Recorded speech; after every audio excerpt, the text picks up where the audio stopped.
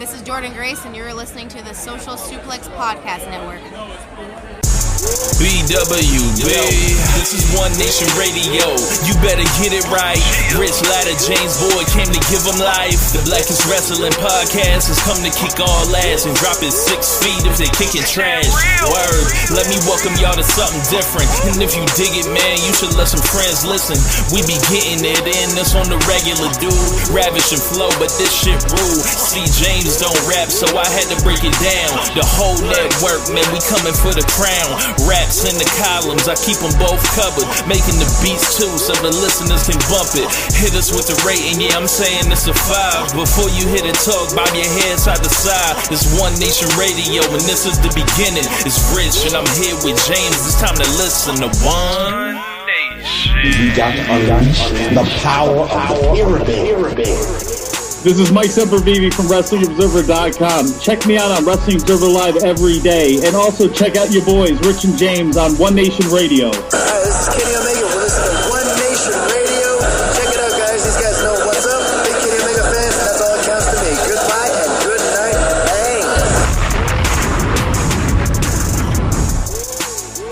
Thanks. Hey, folks. Welcome to this week's edition of One Nation Radio. I'm James Boyd, and here with me I have Rich Latta. Per usual, I don't know. I've done this a million times, and I fucked up the intro for the first time in like a year. But here we are. Rich, what's going on, man? How was the trip back?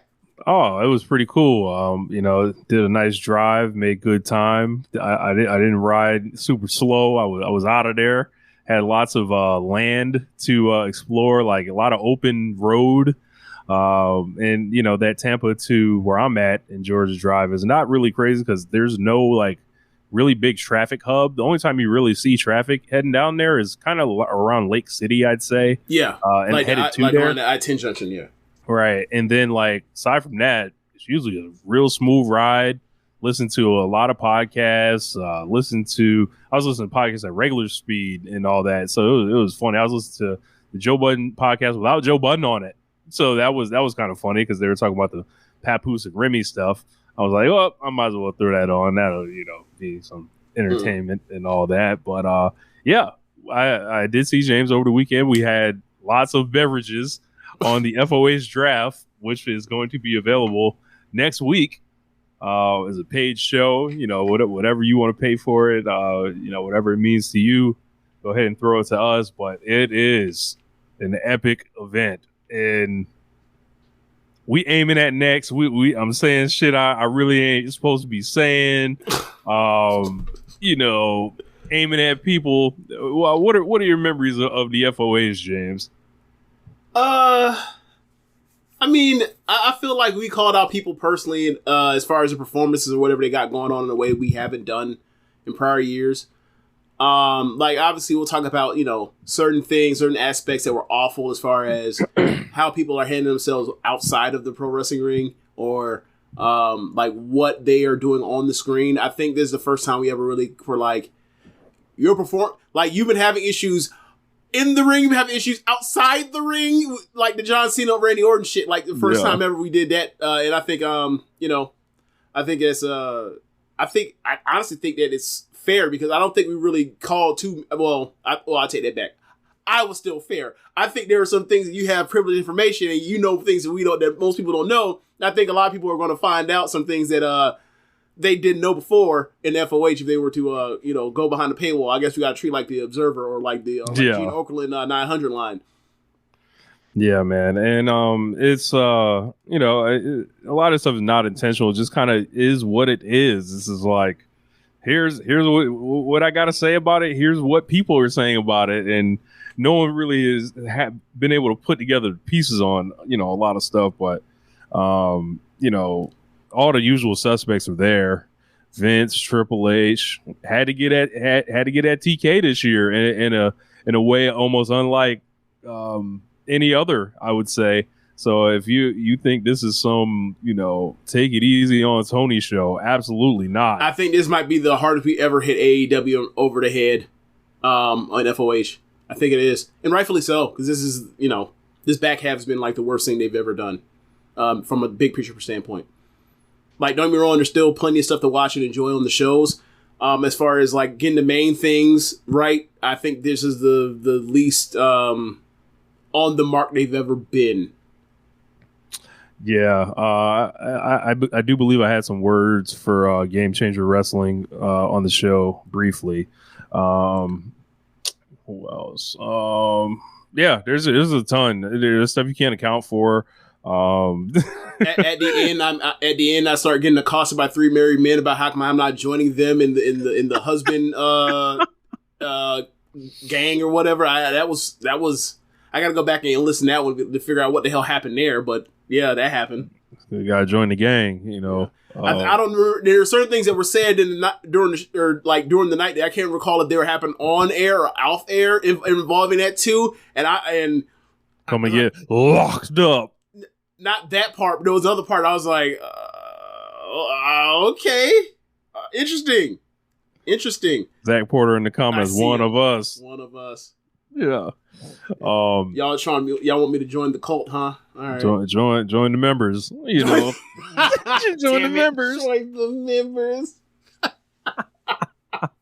Oh shit.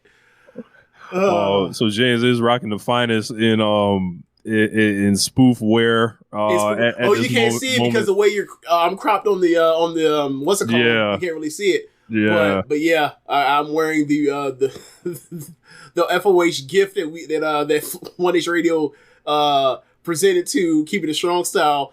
I don't. Okay, so I do have video of this and all that, yes, so you guys will see it. So as you can see, if I can move it down lower, you see it is One Nation Radio, the aces of podcasts. Let me go down lower. You all see my dick, so let me not go down.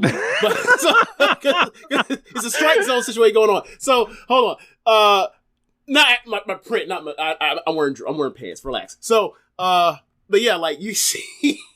That'd be some wild shit. I'm like, damn. I done got banned off Twitch. Goddamn. No. In this red shirt. Look, in this red shirt. So I'd be out here like James really out here Winnie the Poohing. Like hurt. Nah. So I'm wearing a spoof. It is the Keepin It Strong Style logo. And we took their logo off, all their version logo, you know, and then we put the 1H Radio pyramid there. We took off Keepin It Strong Style. We put 1H Radio in there. So it says 1H Radio, King of Podcasts with the 1H Radio pyramid in the middle. Rich is print up a few of these. He has a tip on display. So if y'all are looking for pricing on that, you gotta hit up Rich about that. He'll I'm sure he will he'd be great. He'd be happy sending them out to y'all. So y'all let him know. Yeah. Y'all want to support this here spoof? This is how we make the money back that we spend on the shirts. But yeah, man. So this week I kind of want to talk about the year that was kind of in wrestling around the world and everything like that, because I was kind of busy this weekend. I haven't been able to watch everything like I wanted to. Been traveling and all that. Yeah. So the best thing I could think of was like, hey, let's talk about, the shit. So James, like, if you could reflect on this year in wrestling, what would you kind of say the vibe of it is right now? The vibe?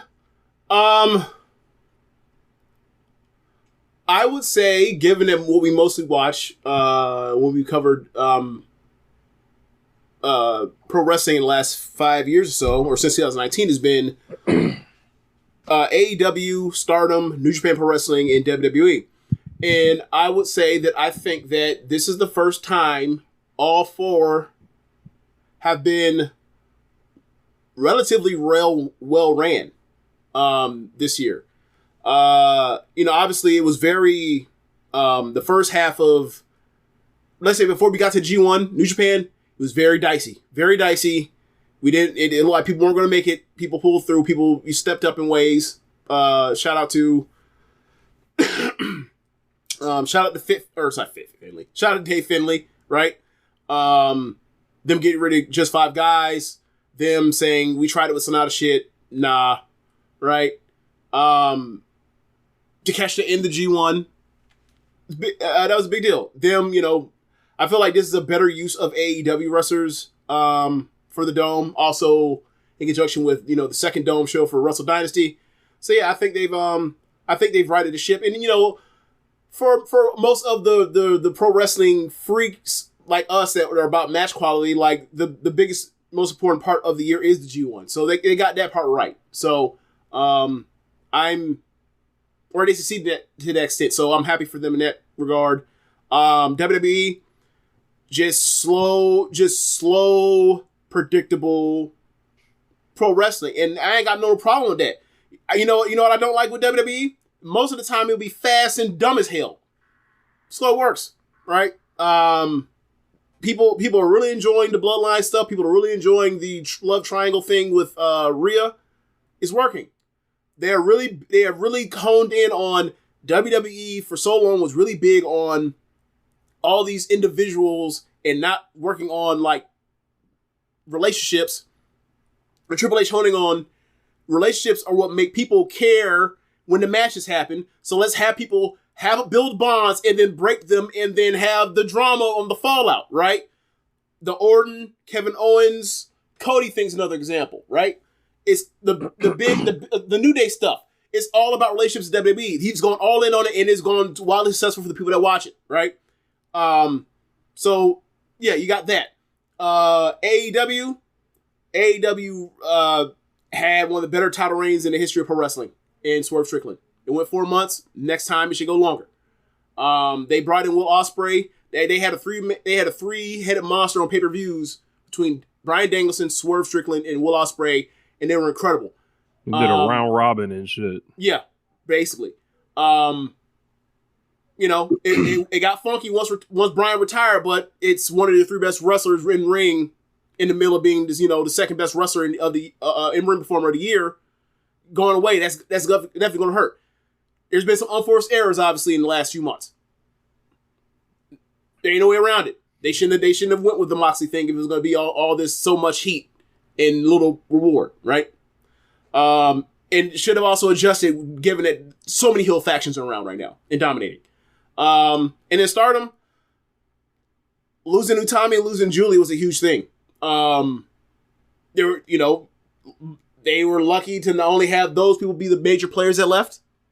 They had to find their footing, had to figure out what they were going to do with Tam coming back from the injury.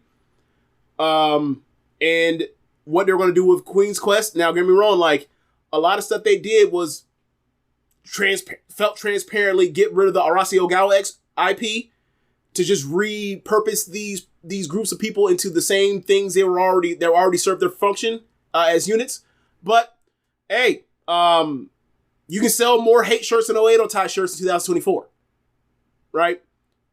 Queen's Quest, I got 4 or 5 Queen's Quest shirts or whatever else. Neo Genesis is still out there wrecking shop, having great matches. It's just another name. It is what it is.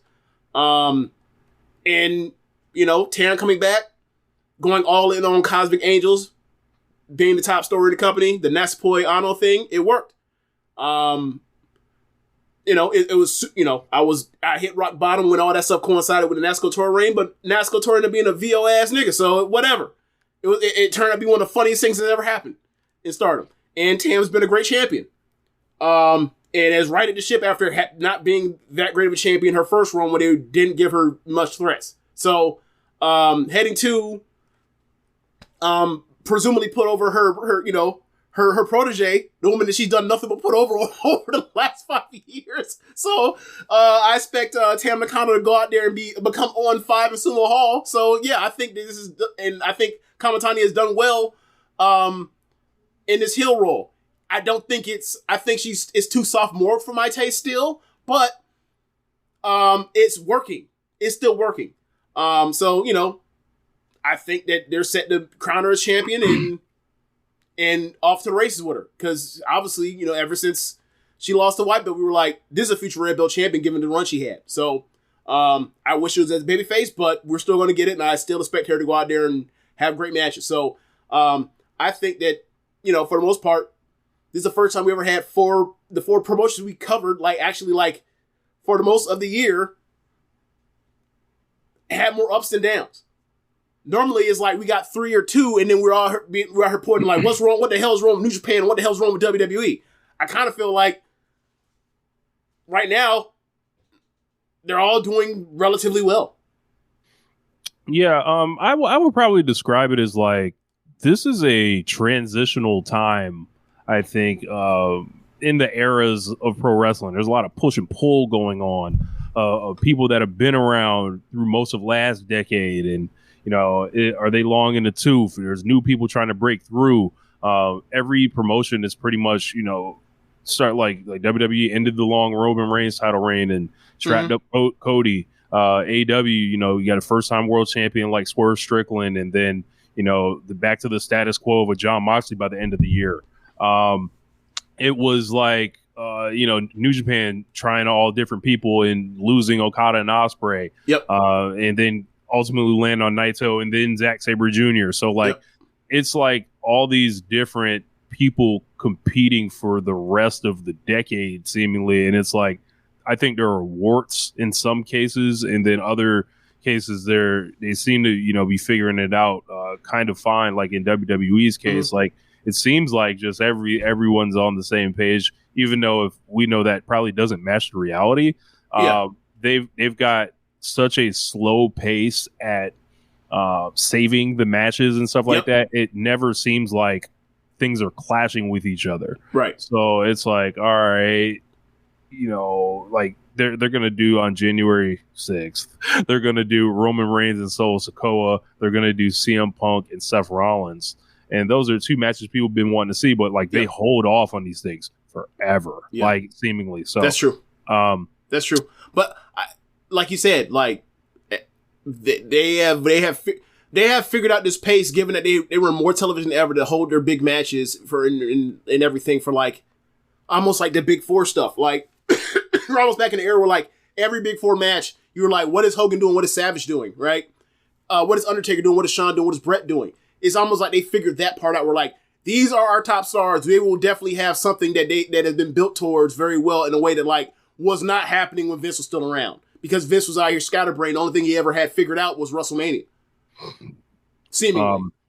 In AEW's case, like I think there's, as much as the on-screen product where they're doing these solo AEW things, in real life, it kind of seems like that as well, to where it's like, all right, man, who are they going to like, get behind to really like be like, yo, all right, who can lead the way forward? And then like they're falling into all the same traps that dozens of promotions have done, like where they're going back to people who they probably should like be moving off of, but you got to protect egos. You got to protect, guys that are going to be under contract for, a little bit longer. It's like, you can't just like, as much as I would like to be like, all right, you're done. Like it doesn't work like that because these are like people at the end of the day. So it's like, I imagine, and I've kind of made it publicly clear on this show over the past couple months how I felt about the John Moxley title reign.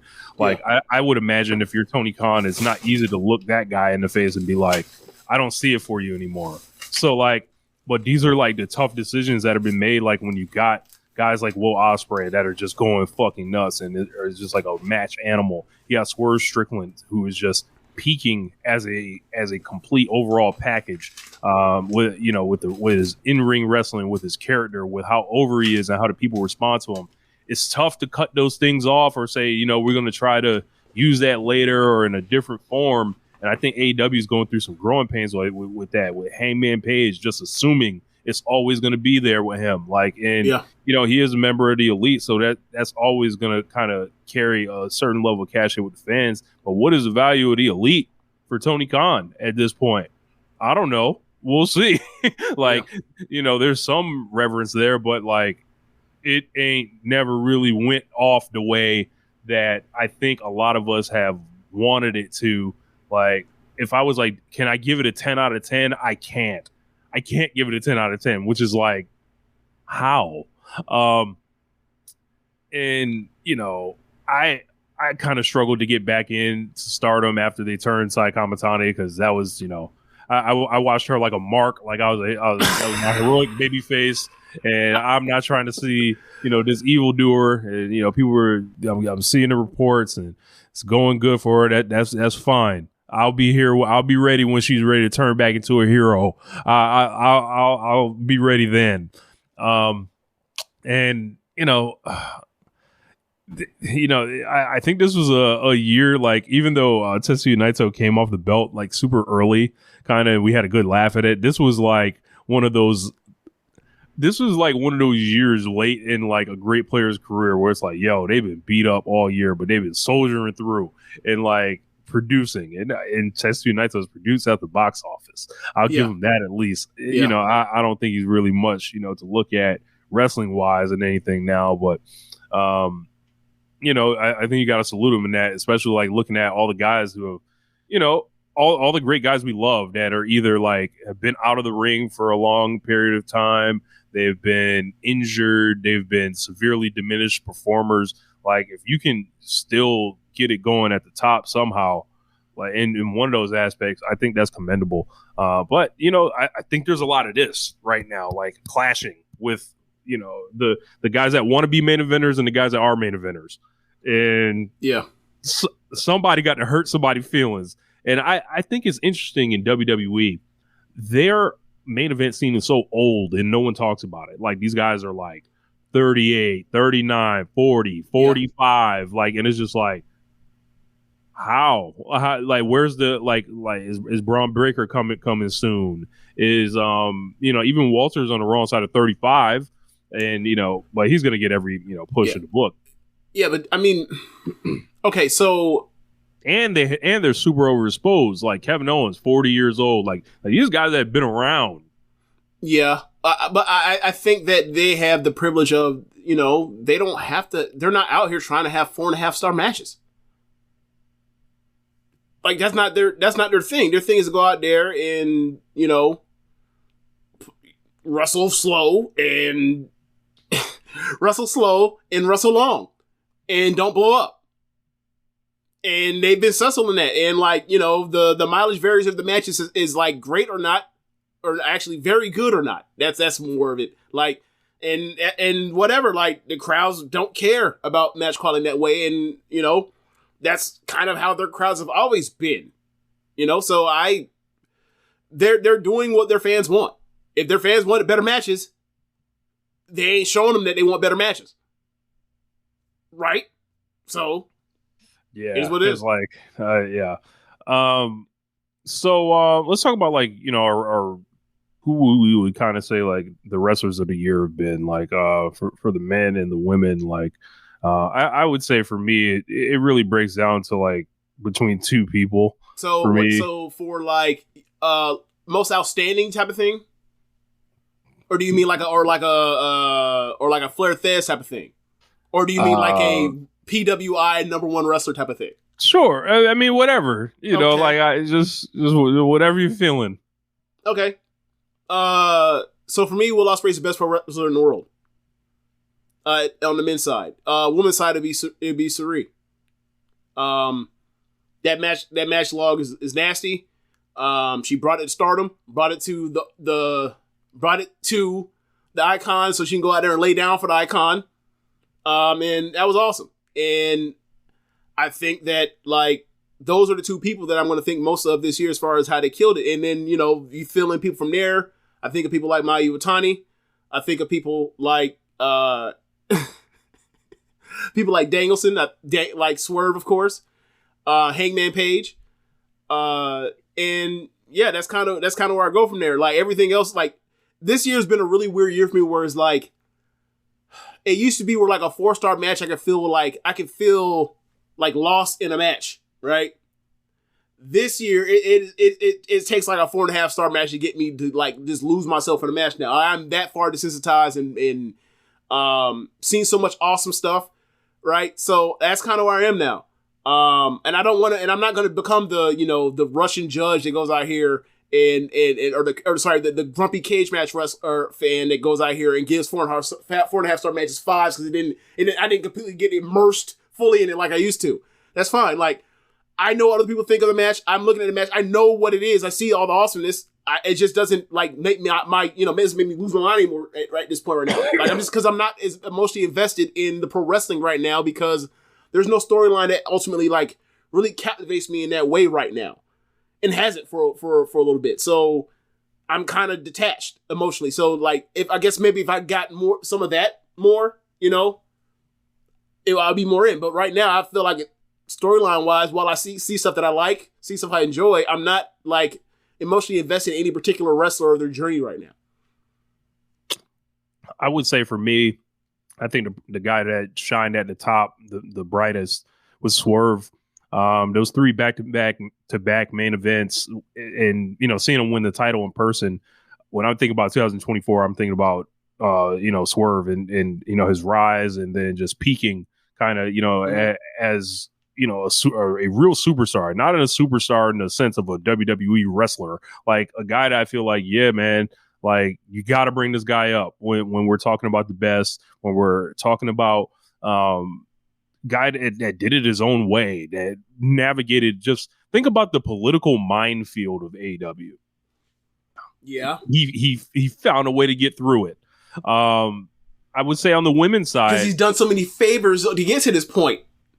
Like, in a way, it's almost like how The Rock got up there at first, was like, he did business with so many people that like now it's his turn, and can't nobody be like, he ain't doing nobody no favors. Bullshit. Yeah. I thought he grew as a promo. I thought he grew like in the role as a champion, where by the time it came off him, a lot of people were upset that it came off of him, and like, damn, why did we have to cut that off? So he's one of those cases. I feel like the character was so strong that the promos caught up to the character. And that's very rare in pro wrestling, where normally the promos give you the character, whereas like in this point, the character, the journey was higher than the promos. Not saying the promos were bad, but like, I think he's one of the best characters. I think he's one of the best, more nuanced characters I've ever seen in pro wrestling. I don't think he's one of the best promos I've ever heard. I think at this point now, he's a dependable. If you need him to have a great promo, he will. Absolutely. Mm-hmm. You need the money promo who does that. But he's not the Kingston, Moxley, on his shit MJF, on his shit CM Punk either. You know what I'm saying? Like, he's growing into it, and I think that's really impressive to see, because this all seems like very what's the word? Organic. Mm-hmm. Even though obviously people are getting pushed, but I'm saying like it feels organic just watching like the way he's been able to grow. I would probably say on the women's side for me, it's got to be Willow Nightingale. I feel like she's just been somebody that's been so over throughout the year and been more over than people anticipate. Shows up in all the big matches. It represented her company internationally, in Japan, in Mexico, in America, having show-stealing matches with the likes of Chris Statlander, and her whole feud with Mercedes is just, I think, a generational kind of thing. And also earlier in the year, we had some people be like, what the hell is this Tam and Willow match doing here? And they went out there and had a one of those quality Tam undercard singles matches, which led to the pre-show for Forbidden Door. Yeah, she's absolutely, and then she went to Mexico. Like, she is absolutely done. She's actually been one of the best women's wrestlers in America this year. And big shout out to Konosuke Takeshita, another guy I just felt like went to another level this year. I would probably say, who do we think deserves kind of more credit kind of for what they did this year? Between? Just anybody that comes to mind. Who deserves more credit? Okay. I'm going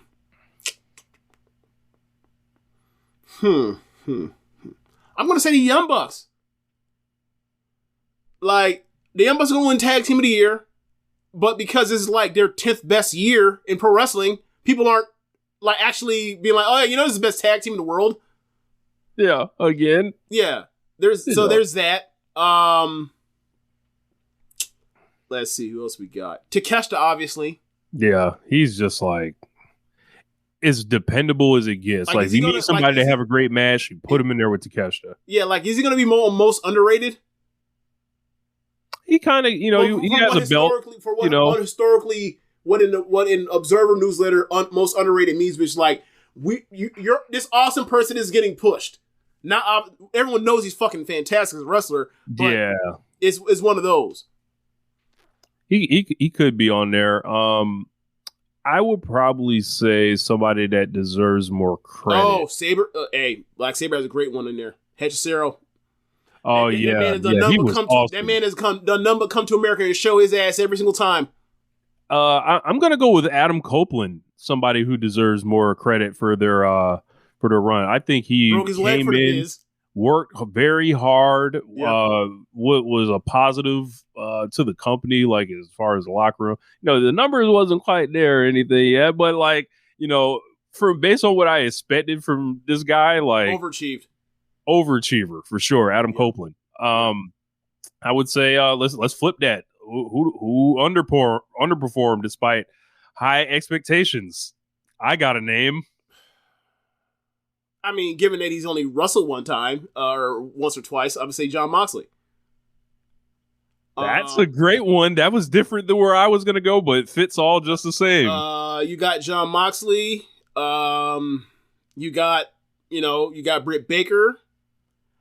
We expect her to be great, though. Did we really expect her to be great? I expect her not to shit the bed in Wembley in the biggest women's match the company's ever put on. Okay, so let's see who else we got. I mean, MJF is still in a that's my guy right there. He's still in a weird funk, man. He's still in a weird funk, and MJF. That's my pick for sure. Okay. My number one with a bullet, and it's just like this was supposed to be his mulligan.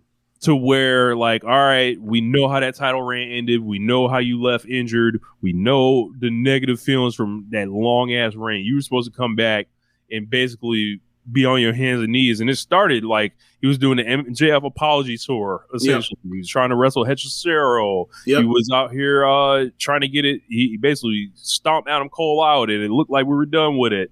I thought the Will Ospreay feud was mixed results, kind of. But like he was still kind of working hard, but like kind of just everything seems like since man. Then. Well, I mean, I'll say everything since like the Daniel Garcia thing.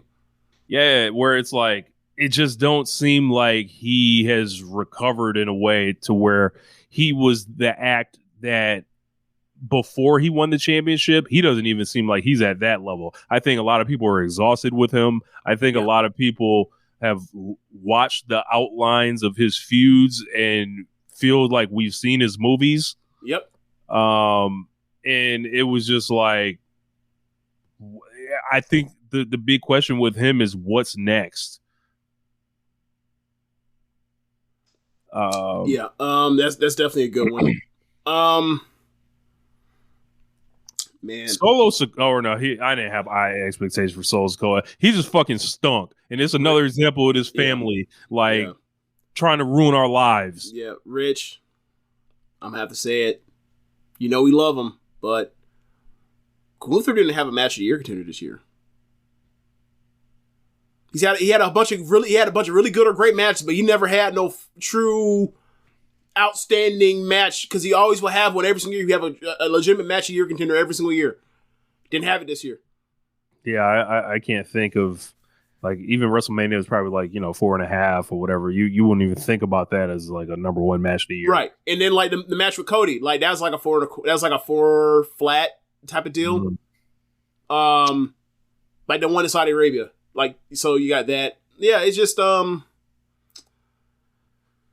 in the cards this year. I think Ricochet's kind of underperforming a little bit. I expect this guy to kind of get shot out of a cannon, to be trying to redefine who he is in this business, and he's going to get the chance in the next couple months, I think, to still kind of wrestle himself above what seems like a lower than expected level for him. But he's got Ospreay coming. He's got some other people coming. Yeah. And, one can hope he gets it right. I think Hook has been a disaster.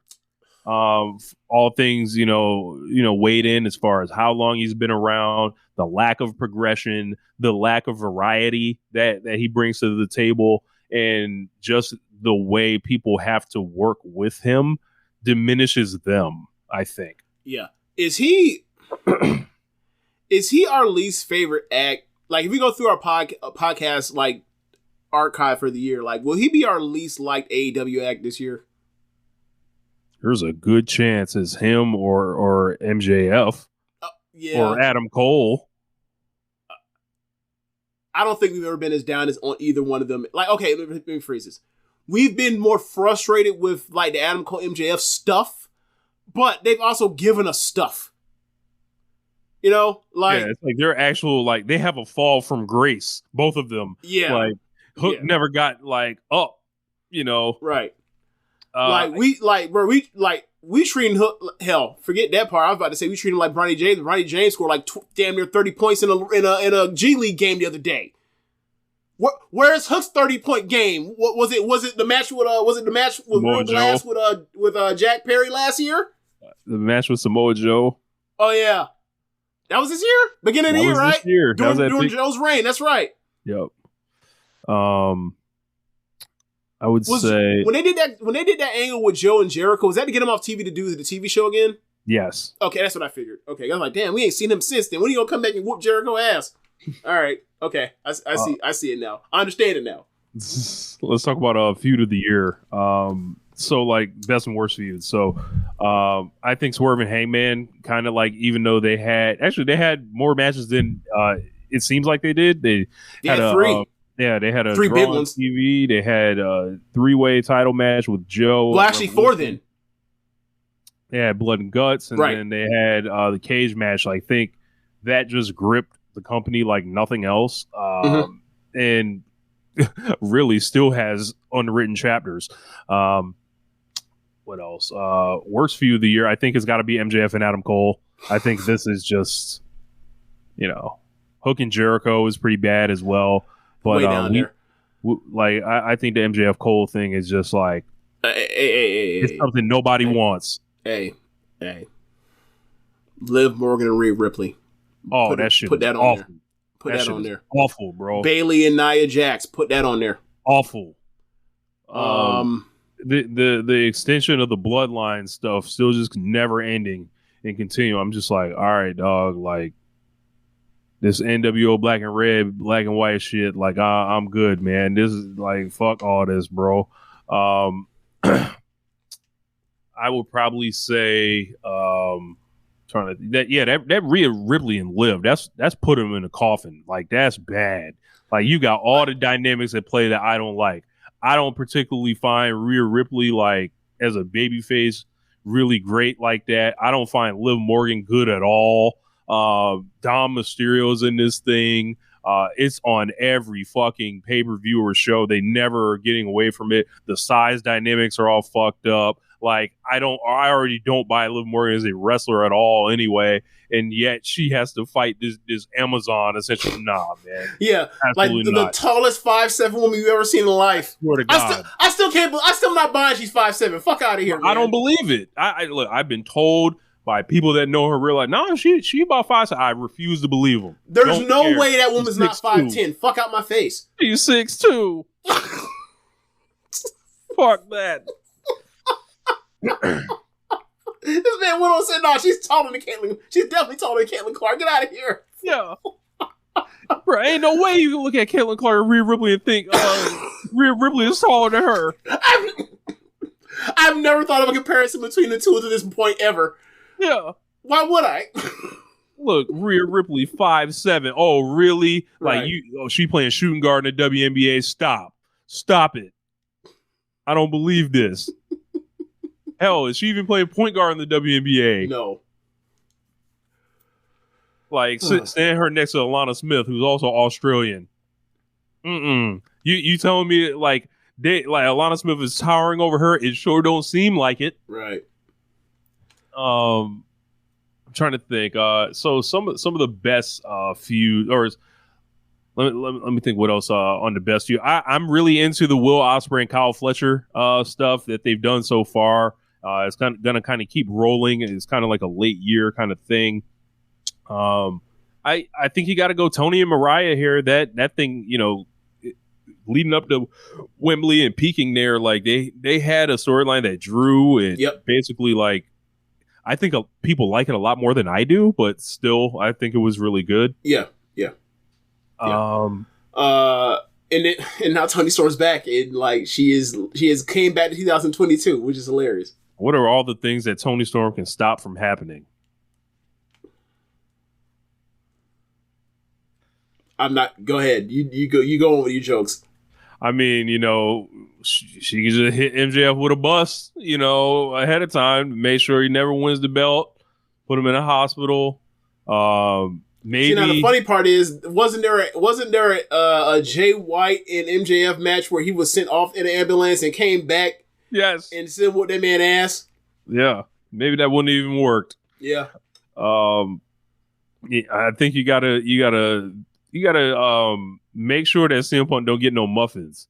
So like if he don't get no muffins, maybe he doesn't like eat them there. Maybe he doesn't go out for the press conference to lead the brawl out. Maybe you stop that from happening. Who else? What's something else that she could stop? I don't know, man. Like she could have stopped Britt Baker and Britt Baker and Thunder Rosa when that was happening because she was there when that was happening. Yeah, stop that. Yeah. So there's a lot of things that I hope Toni Storm was able to amend going into 2023. By that time, can she stop Collision from ever starting? Ooh, that's a good one. That's a good one. That's a very good one. Yeah, like that's one of those things where it's like, people don't think about it that way, but like that is the start of a lot of the problems. Is we're doing 4 hours of live television every week now. Why? Except for money. Thanks, capitalism. You ruined another great thing. Capitalism, yay! What are some of the most disappointing feuds? I know we talked about Riv and Leah, and then we talked about Hook, Jericho, talked about MJF, Cole. I feel like there's some we're missing. I mean, for the look, all that LIJ shit with Naito and Sonata, all that shit can get in the bin.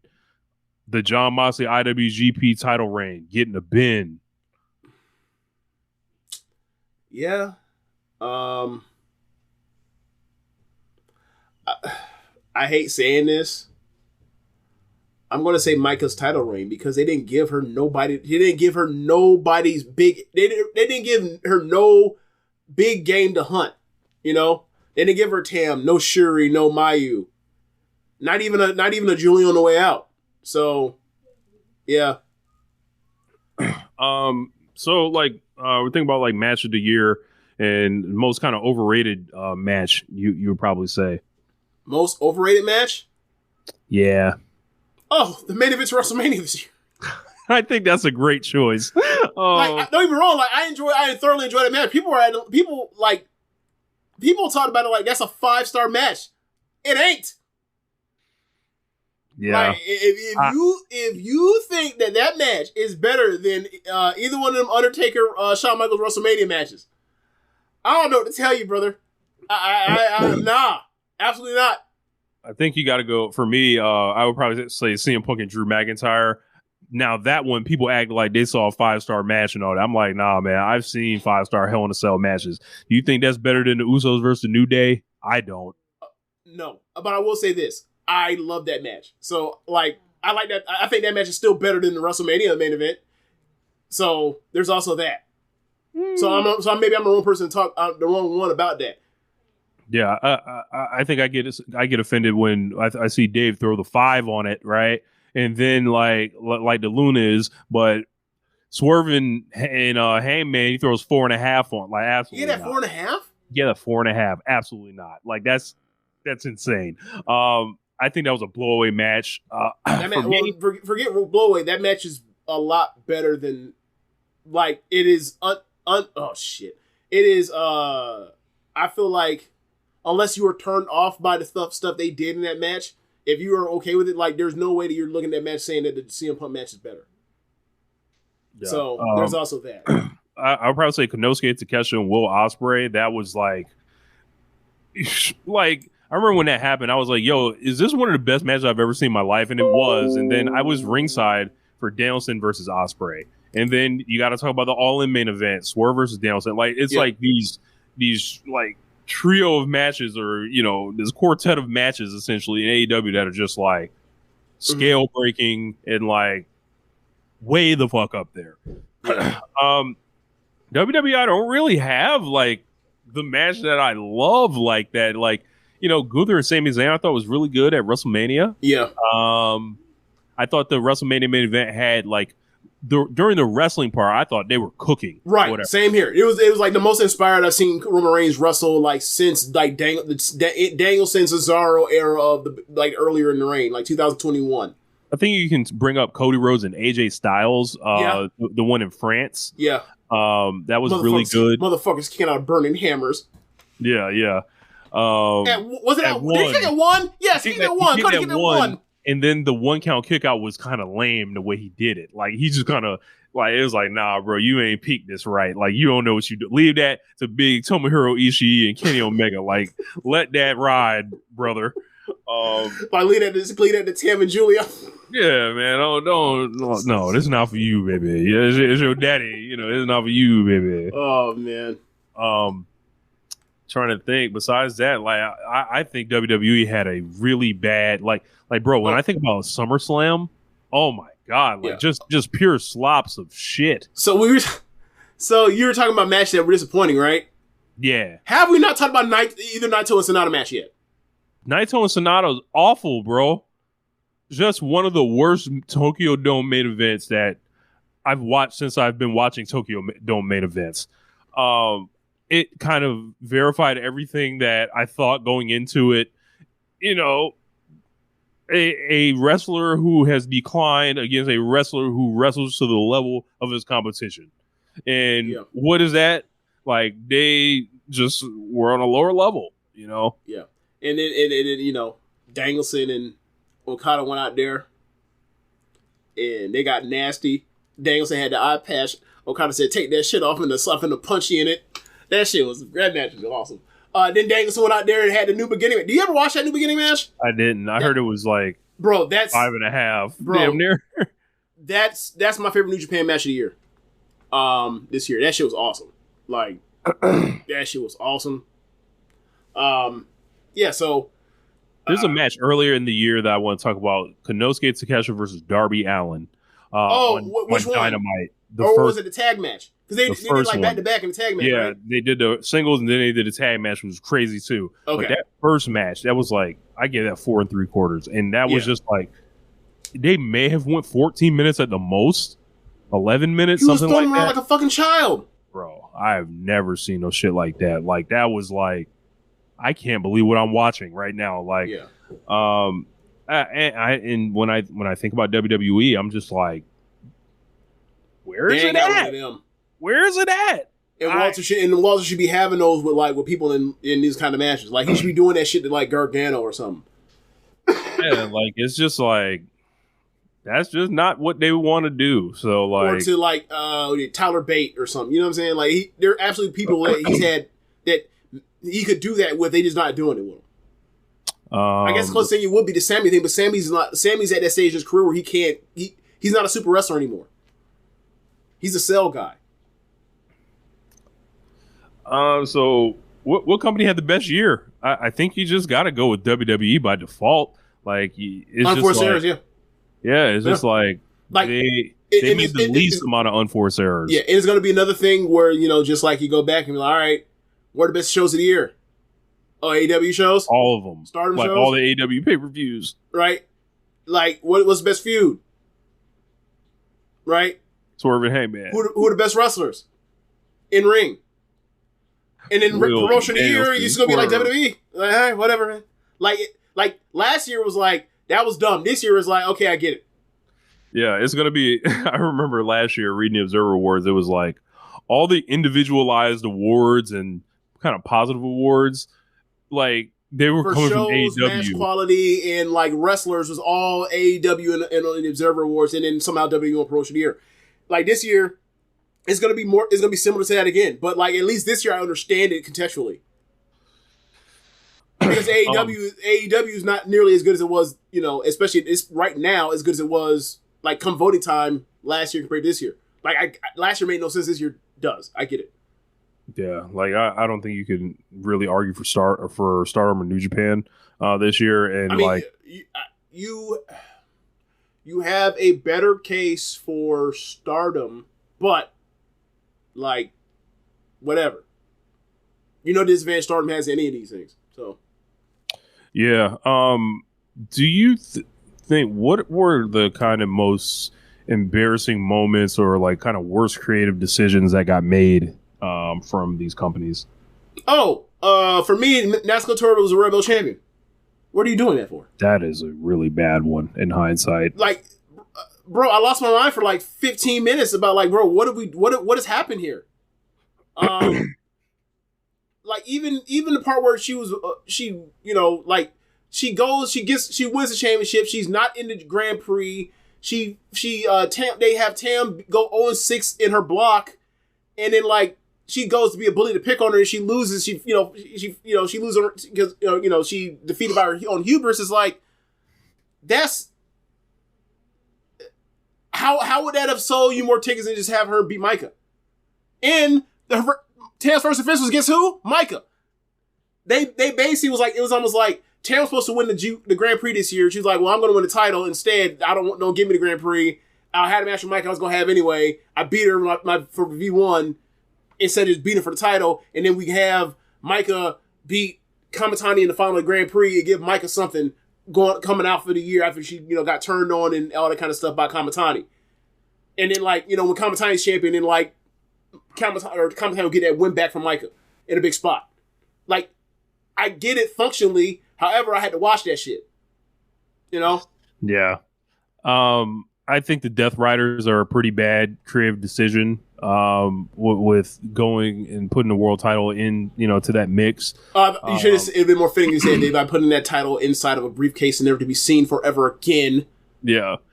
Like, I think that's really bad. I think CM Punk and Drew McIntyre, that SummerSlam match, was just like completely embarrassing. I think it was the maddest I had been all year. That match. I think it's the maddest I've been all year watching the match. Where it's like, these are two people that do nothing but I feel like do good work together. And then they went out there and had that terrible thing in a big spot after they had built it up for so long. That was a slap in the face to me. I was offended. Swerve and Heyman not getting the Wembley main event. I think you'll always kind of like wonder what if with that. I think a lot of that is tied into the Downson, which is tied into Death Rider. So just loop all that in from the second half of the year in AEW. Mm-hmm. New Japan.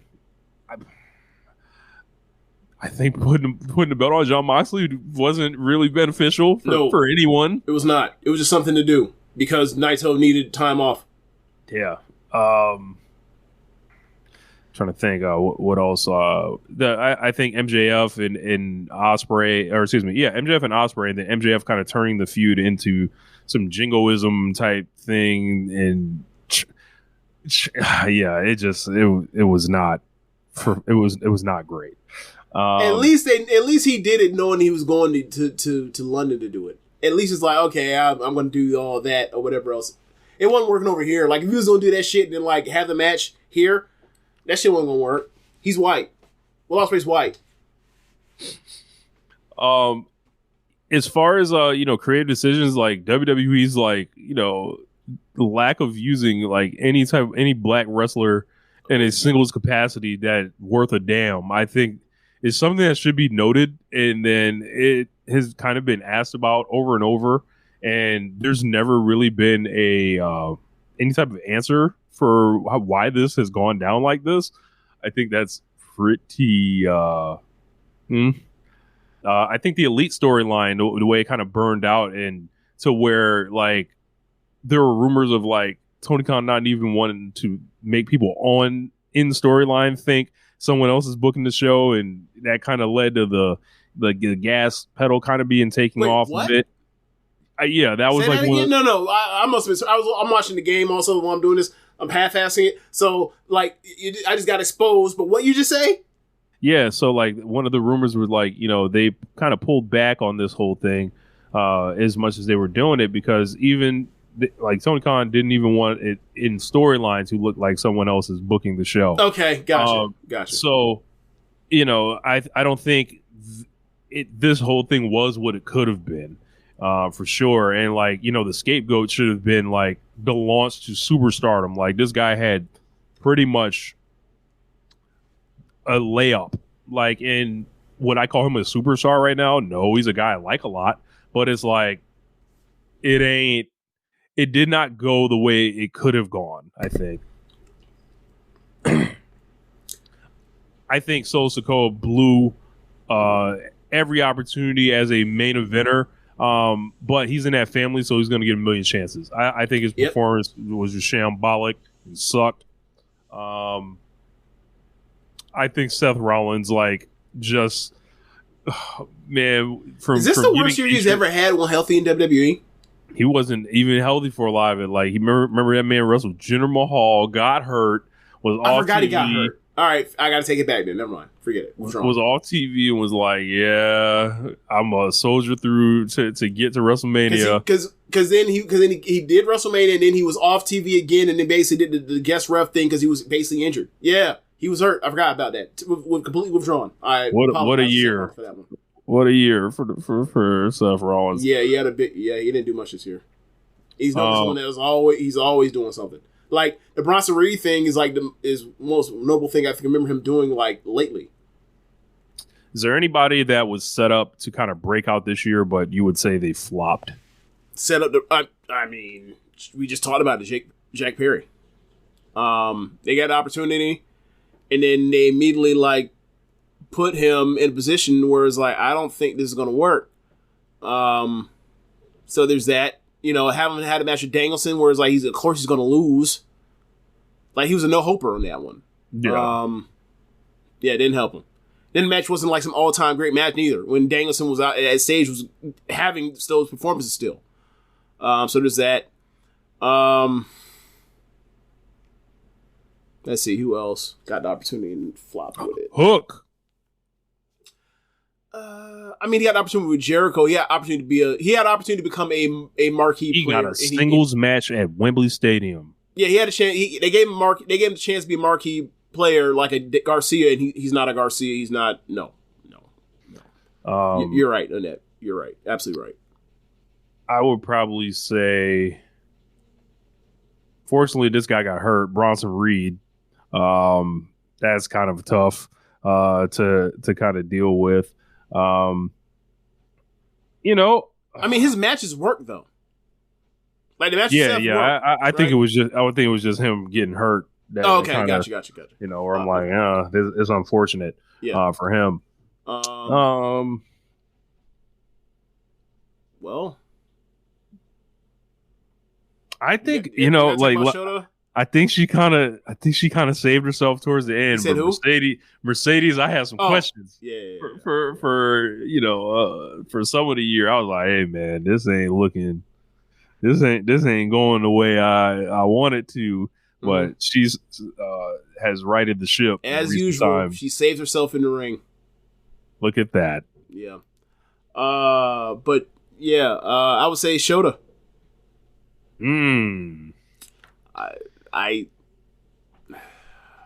It's still wait and see. This was the year. Still wait and see, it feels like. Shota Umino has had so many people turn on him. This guy has the ability. It's just like, I don't know.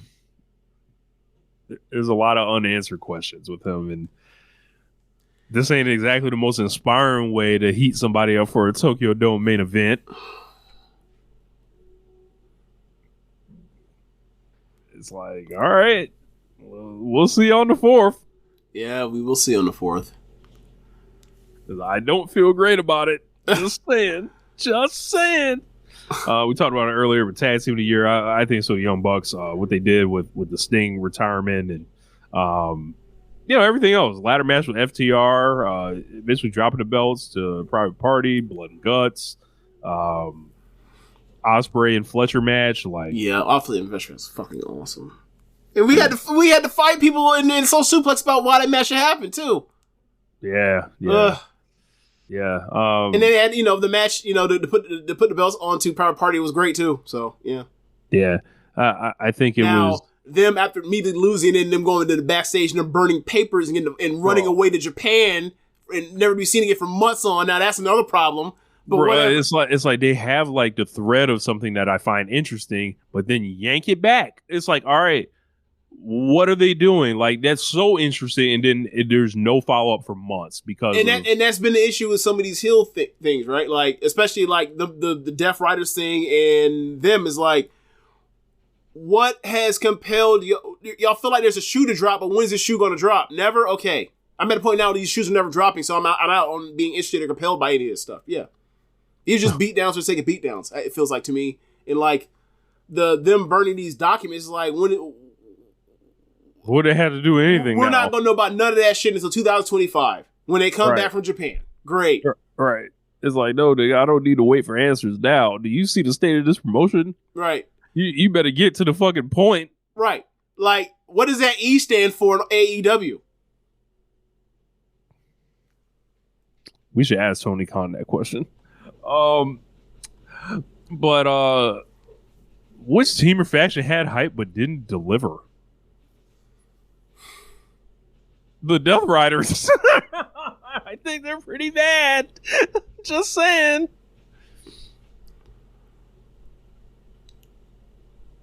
I mean, the easy one to just say like the Sokoa bloodline. That's the easiest one. Bro. That team. Yeah, that's Tonga Loa. Bro. They don't even let that nigga get in the ring, bro. That man's debut, he mistimed the interference. Ref pool, right? They don't trust him because they don't trust his timing on none of that shit. Jacob Fatu's out here botching his moves. He's botching his special moves. Yeah. It's... Bro, Tama Tonga's out here watching this shit and be like, I'm better than all these niggas. Like, I know he's sitting there like, I gotta be the yee guy and all that kind of stuff. Like, I'm better than all these niggas. Like, pull up my G1s, nigga. I'm better than all these niggas. Are you kidding me? Let's get in the ring. Let's do it. I would probably say I think the Don Callis family has done a good job with Fletcher and Takeshita, but like the rest of it hasn't really come together. I think that if not for Fletcher breaking out, like I think I'd be screaming for Callis to get the fuck off my TV. If not for Fletcher breaking out, because I just he's supposed to be a mouthpiece for Takeshita, and he just it doesn't seem like he's not doing for him what I feel like he should be doing. And then you look historically with Callis, like, besides Kenny Omega, who has he ever gotten over? And Kenny Omega was already fucking over anyway. I mean, let's see. What do you think the biggest real world wrestling story of the year is? I would obviously say it's Vince McMahon leaving, WWE. He didn't leave; he got removed. Well, yeah, that's like that line when Wayne said when he got shot. It's like, bro, you shot yourself. I get technically you did get shot. Who did the shooting? Right. The sponsors started pulling shit, and eventually he was out of there within hours. Dwayne Johnson on the board of directors showing up, and then kind of like inserting himself into the storyline and on top of everything else, and someone finally kind of convincing him to be like, "Hey, Rock, you should be a heel." And then him being the best heel in wrestling this year. Like just I don't know about all that, but brother, that man whooped Cody Rhodes with his weight belt or with a weight belt that said Mama Rose on it, and put his blood on it, and then handed that shit to him and doing a WrestleMania night one WrestleMania main event. I'm sorry, that shit was fucking incredible. That shit was incredible. I understand. Rock, Rock once the bell rings, Rock ain't got no more. I don't give a damn. Once Rock walk his ass out there and he out here back in fucking Versace like it's 1996. I'm sorry, bro. I was like 1997. I'm sorry, brother. That he was. Look, the 10-minute promos are like, Rock, I ain't watching no damn 10-minute promo on Twitter. I put that shit on 2x speed. It was thoroughly entertained. And I happened to watch part of it again the second time. That motherfucker's cold. That motherfucker's awesome still. They should make him champion again. I don't give a fuck what the situation is. I hope they actually do strap him up, and then he doesn't wrestle for like a year. just people just get furious. What is this shit? And he shows up in all these movies he's still doing. He shows up like for press tours with the belt. Nah, he don't even do that. No, Rich, forget that part. That man brought that fucking People's Championship belt out. Remember that? Yes, he's like, oh, all y'all got belts? I got one too. I forgot about that. Yes, Rock was out there with a belt next to Roman Reigns with a belt. It's like, what belt is that, nigga? Like, it's the People's Championship. Fuck you mean, James? You forgot about The Rock? This nigga flew in Muhammad Ali's wife. So they handed it to him. Oh my god, man. What was the worst storyline this year? Ooh.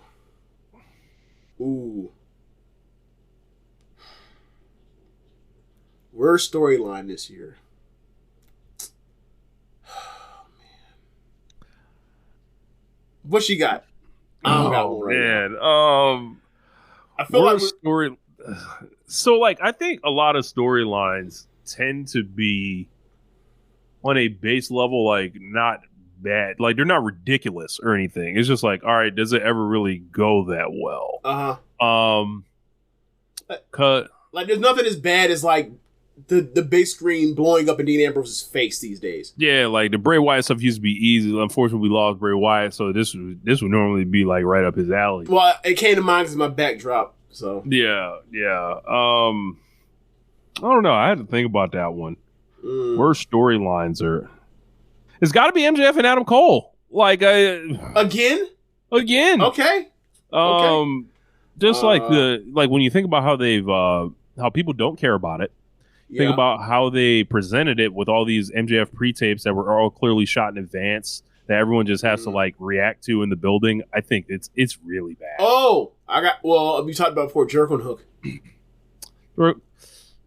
I guess, that's pretty bad.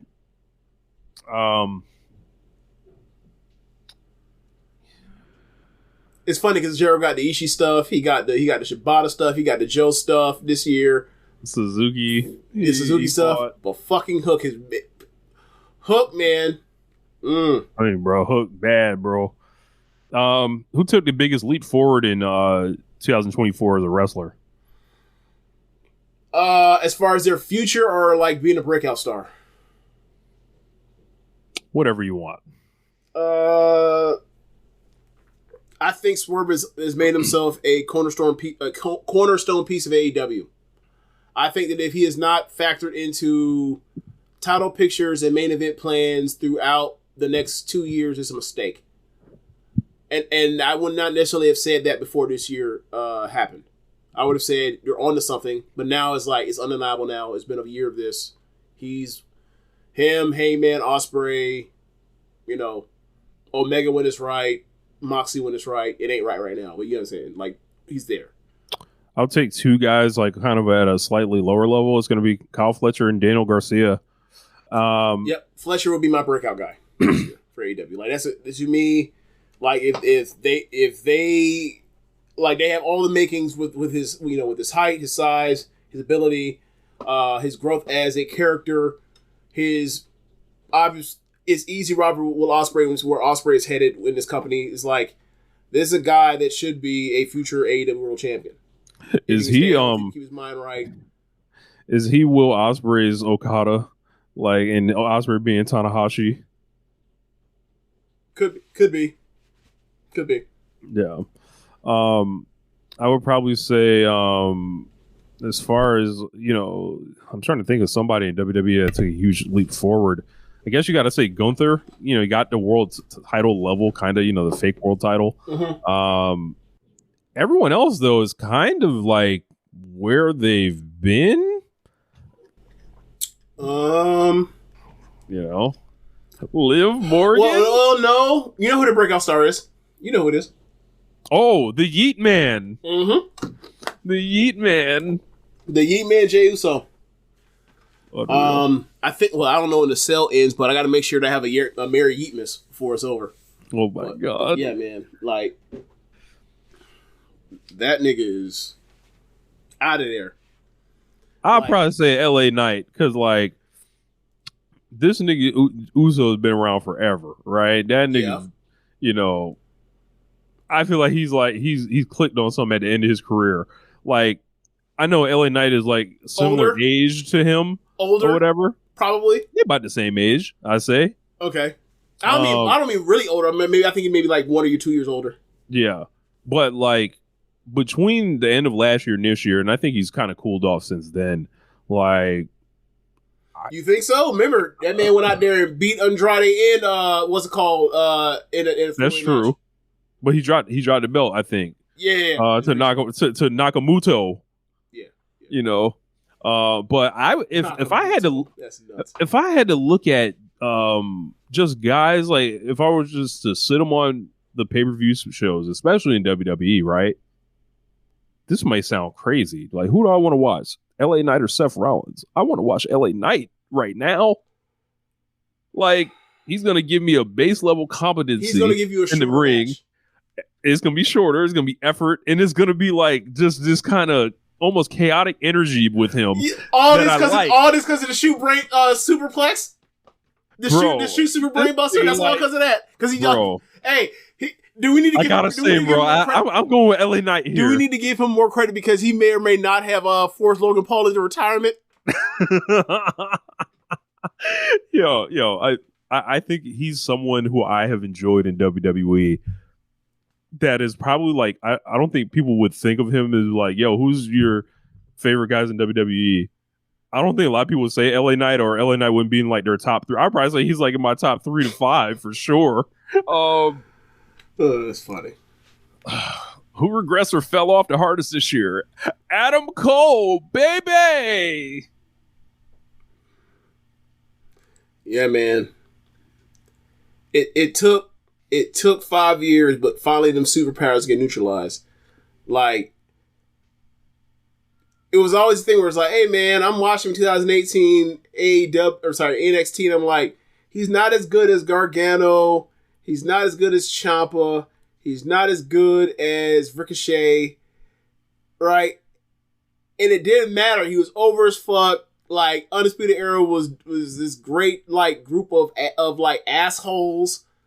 They all had their role. It was a great team effort. And that made him being the lead man, got him over. And then you go out there and, you know, you go out there and he kick a motherfucker out the sky, super kick a motherfucker out the sky, whatever they lead the ground, right? It would always work. It always worked. Always get 4.5 stars without fail every single time. It's like, hey man, it's over. It worked. Like 2019, they gave him the ball. He was the best wrestler in all of WWE 2019. Absolutely was. And I was like, all right, man.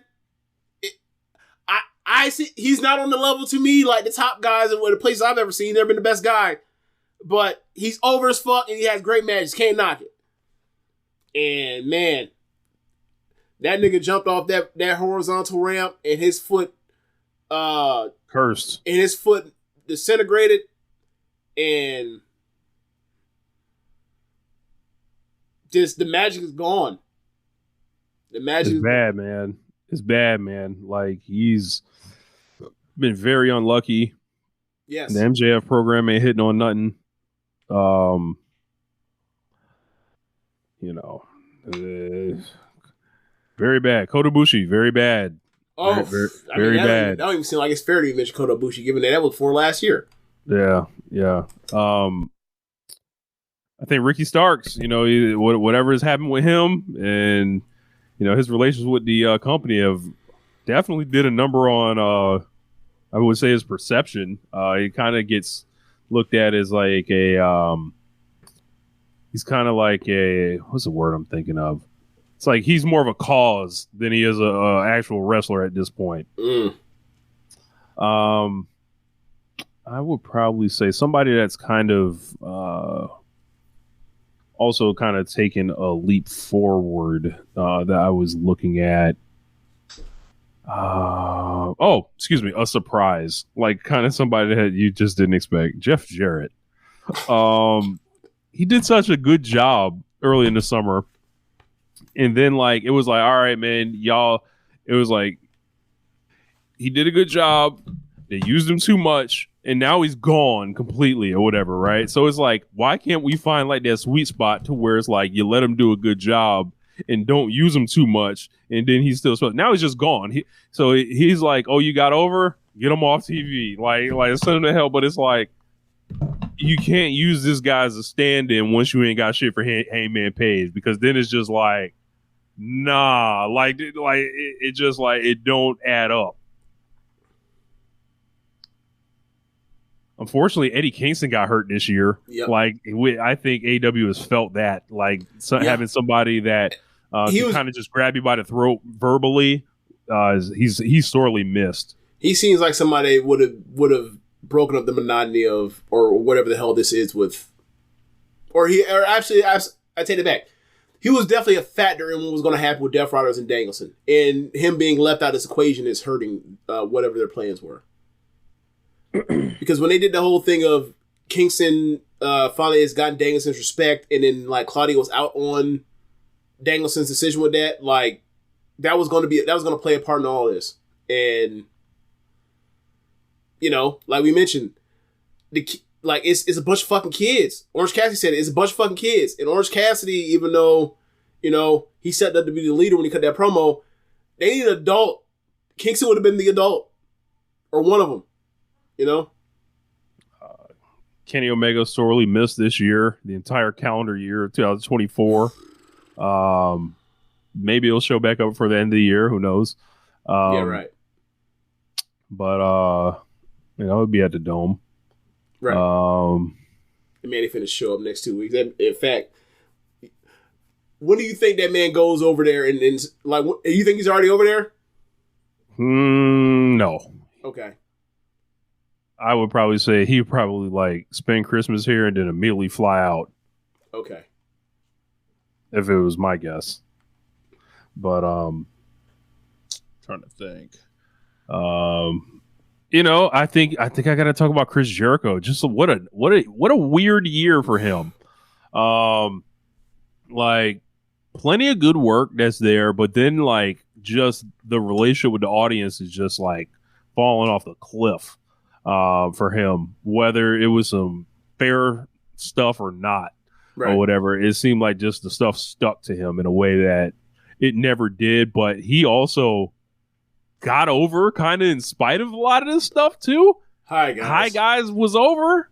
He was still popping quarters, and it was just like he back wrestling in trunks, looking nasty, very nasty, by the way, very nasty. And it's just like, all right. Do you tell this guy to get off TV? Well, they kind of have. They said go to ROH. Yeah, like he on TV basically cutting promos and say, "Hey, come watch me on Ring of Honor." That's how they use them. Yeah. For me, Claudio Castagnoli's kind of disappointing. I know he's old. He's older now than he was or whatever. But I'm like, I just look at his ring gear now, and I'm just like, bro, like you used to put that shit on. What happened? He's a heel now. He wasn't even really wearing that fly shit when he was a babyface in AEW. It was That's like, true. He come out here basically wearing all black. Yeah. I'm like, you got the Mick Foley sweatpants on, bro. Like Mick Foley, that man is not wearing sweatpants. Stop it. That's what it looked like. This shit don't shine. They ain't nothing. No sequins. Spend a little dough, man. Damn. I'm disappointed in Claudio Castagnoli, not because he doesn't have great matches, but because of the ring gear. Yeah, man, put that shit on, dog. Man, gotta look like a star to be a star. He's 6'5" and is the strongest man in the world. It's good. He's fine. He wanted this nigga to come out here dressed like a fucking Joshi, like a man of it Joshi now. Put it on. Put it on. Who else we got? Boy. Trying to think. I think Leo Rush has been a net positive in like a smaller scale. Like he's been just like, when you throw him in the ring, he's going to make whoever is with him look good. He's spectacular. And if he keeps his head on right, just give me 3 years in wrestling, Leo Rush, please. I think positive things will happen for you. I think Mark Briscoe has been awesome. Oh yeah. He's been the like the actual thing that's made like the conglomeration seem like an actual like family and unit. Cause like obviously like the reason why they call them conglomerations because like we ain't really put no thought in it. You throw them random people together like that lineup. It looks like an indie movie of like you put people together at random and you put them in a room or you put them on a road trip and you have them interact and talk for like 90 minutes and that's the movie. That's what that looks like. It random people. Funny. And he's made it work. He's made it work.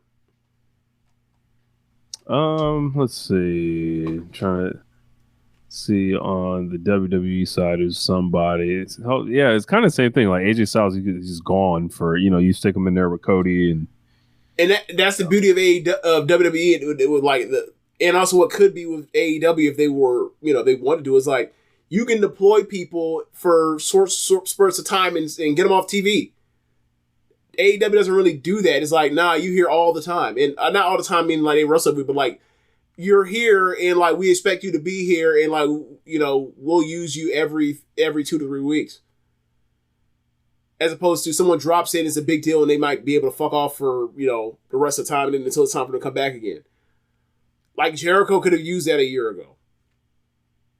Too late now. No. Oh, actually, I take it back. The only person that does do that is Adam Page. Adam Page shows up, fucks off for like months on end, and then comes back. Gee, I wonder why he's always over. Less people miss him. I think Bianca Belair could have been pushed a lot stronger this year. Well, yeah, they gave her responsibility this year, so yeah. Let's see. I guess we should probably talk about some predictions for 2025. Who do you think is going to be the when we're sitting there in WWE and AEW and even New Japan Stardom, who are you talking about is going to define the company next year?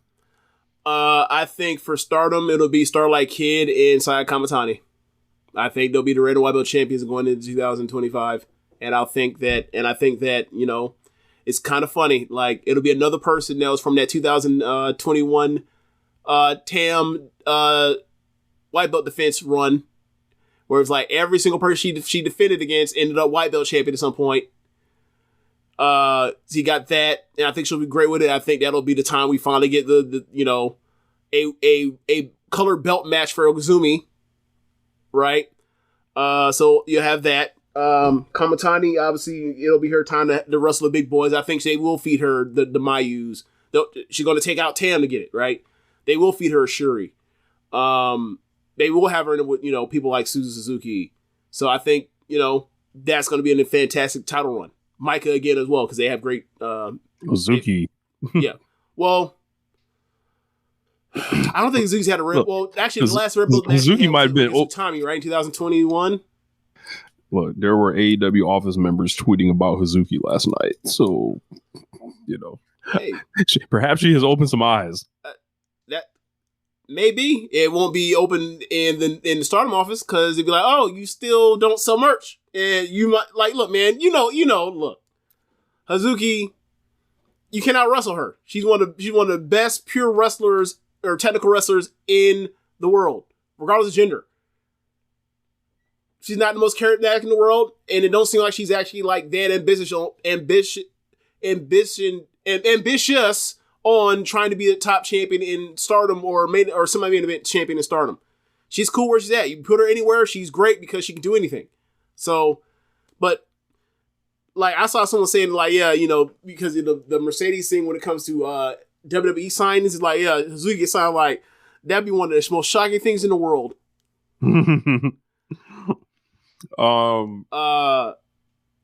But yeah, Look, Kamatani and Suzuki, we've seen one of them matches for the white belt. That shit was fucking awesome. Last year, or no, the beginning of last year. So yeah, that shit was awesome. So yeah, for New Japan, yeah, I think you got to pull the trigger on Tsuji at some point. Yeah, I think Tsuji's I think Tsuji should be. So he won New Japan Cup this year. I don't know if he'll win it again, but he can probably win the G1 next year. Yeah, and what is it going to take for Takeshi to get a title match? The IWGP? Yeah, what's it going to take?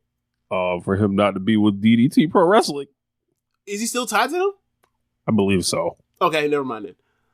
But I would say just based off of that, and I mean at some point he's going if Tsuji's champion, like he's going to have to pull Yumura or Umino up to that rank. They're going to have to try. So I'll say that as well. I think that is David Finlay out the question given the year he had.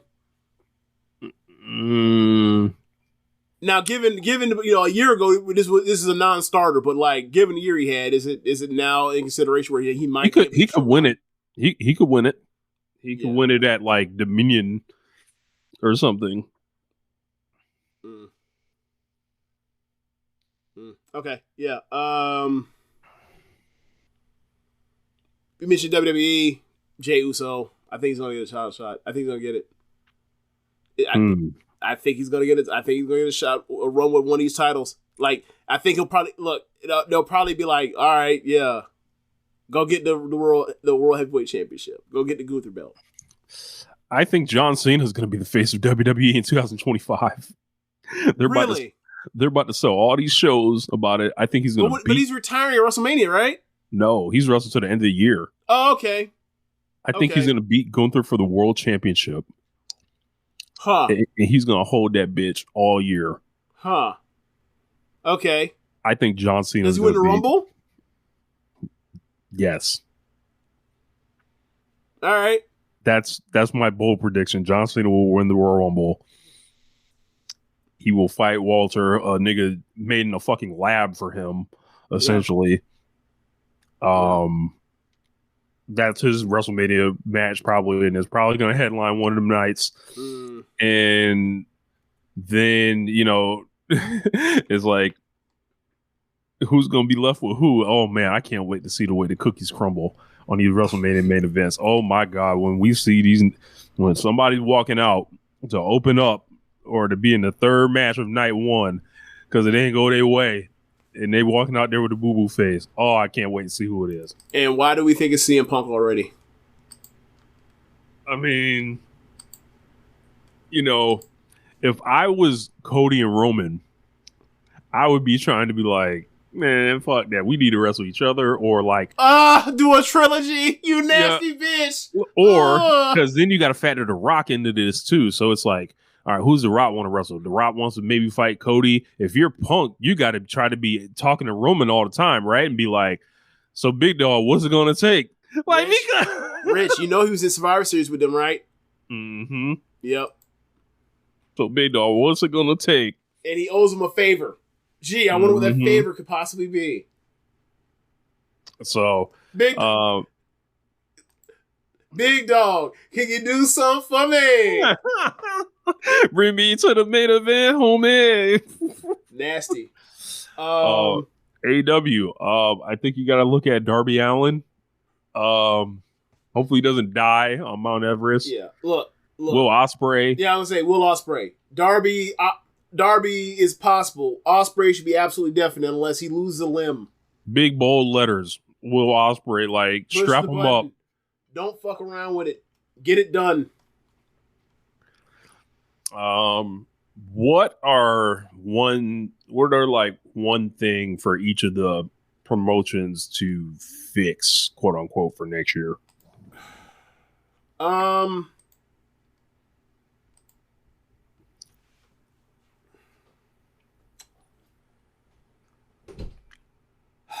Man, I'll start. So because for me, go ahead. Sorry.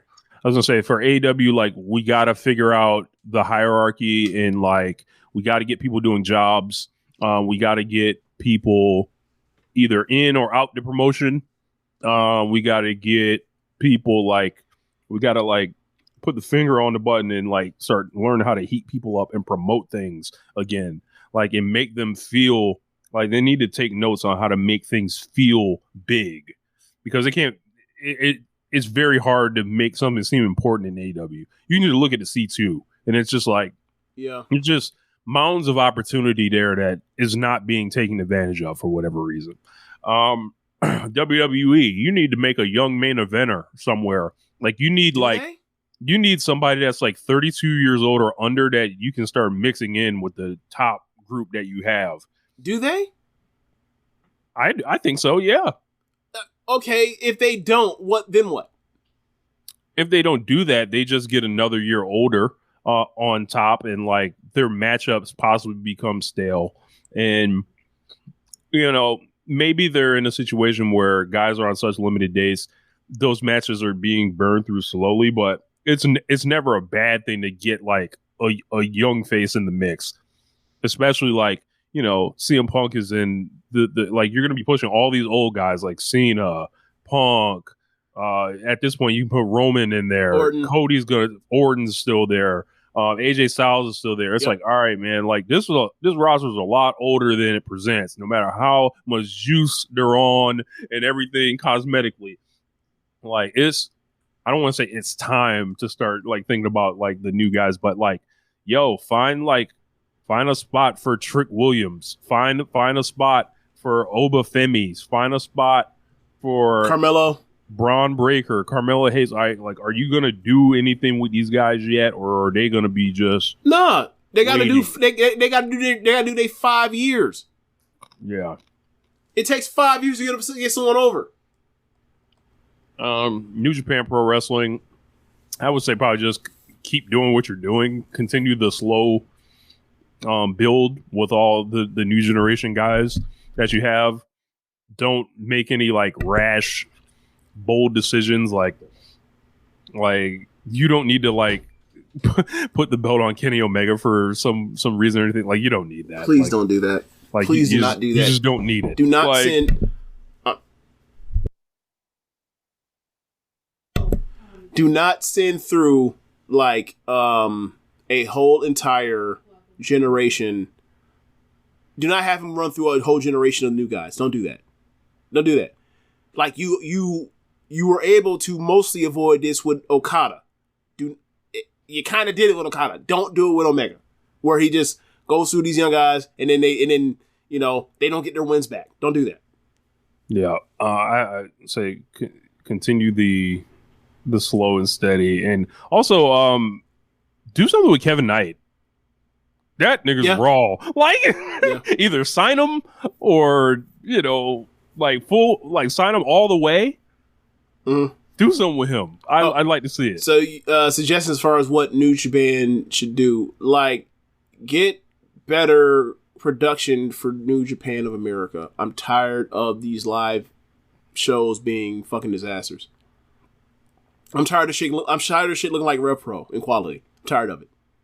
Another thing for AEW, figure out the titles, like as far as like the identities and how to use them properly. Like we need to get Kazuchika Okada. You know, you need to get a return on that large investment. I imagine that you started with.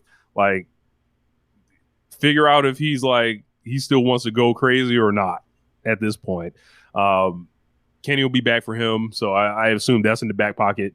There, but is he somebody that are you just going to like keep him as just one note Kazuchika Okada that we've always known? Or are you going to give him some type of depth? I would like to see that. Death Riders, figure this shit out. Let's wrap this up, bro. I'm good off this. Just get him away from the top. Just get him away from the top title. That'll solve most of this. Get him away from the top title. It shouldn't have happened this fast. It shouldn't have happened in that way. And here we are. Yep. Like remember when Like one of my things as far as like when Hangman Cake was like, you want him to come back and just immediately get the title, and there's no chase towards it. I'm not saying it would have been as bad as, but it's like this is part of it. Is like come back, new character, new direction, and like you immediately put the belt on him. Is like put the belt on a newer act like this, or new direction for an act like this. This is one of the things you can run up against. Mm-hmm. Like you haven't been shown the proof of concept yet. They hadn't. He's a champion. He's hiding the fucking belt. Awesome. Figure out how to like get Hangman Page like some satisfying like victories. Turn that and, baby like, face. Like I don't like. I get. It feels like I get the story. Like him being a bad guy is why he's losing matches. All right. Well, like can he unbump his head and like figure that out and like let people cheer him again? He can be a winner. One would think. Trying to see what else. Figure out, something with whenever Athena comes in, like are you gonna have like these little worlds that the women are in, or can we get them wrestling against each other, like in high profile situations? I would like her Mercedes? Jamie Hayter, Statlander, Tony Storm, Thunder Rosa, like, what's up? Like what are we doing with all these folk? I sent you a thing of Athena like in the gym recently, right? Like a week ago. She's been working hard. Yeah, she's in the middle of a body transformation. So like I don't know what she's up to, but if they want to put the best women's wrestler in America on their television, fine with me. I would love for them to figure out if Keith Lee is coming or going. So last year he was scheduled for World's End against Swerve. Yes. We have not seen him since then. So it's basically been a year now. Yes. Okay. I'm excited for Bandito to come back. They look like they are putting in some effort with him. His vignettes are great. Almost like nothing I've ever seen in this company.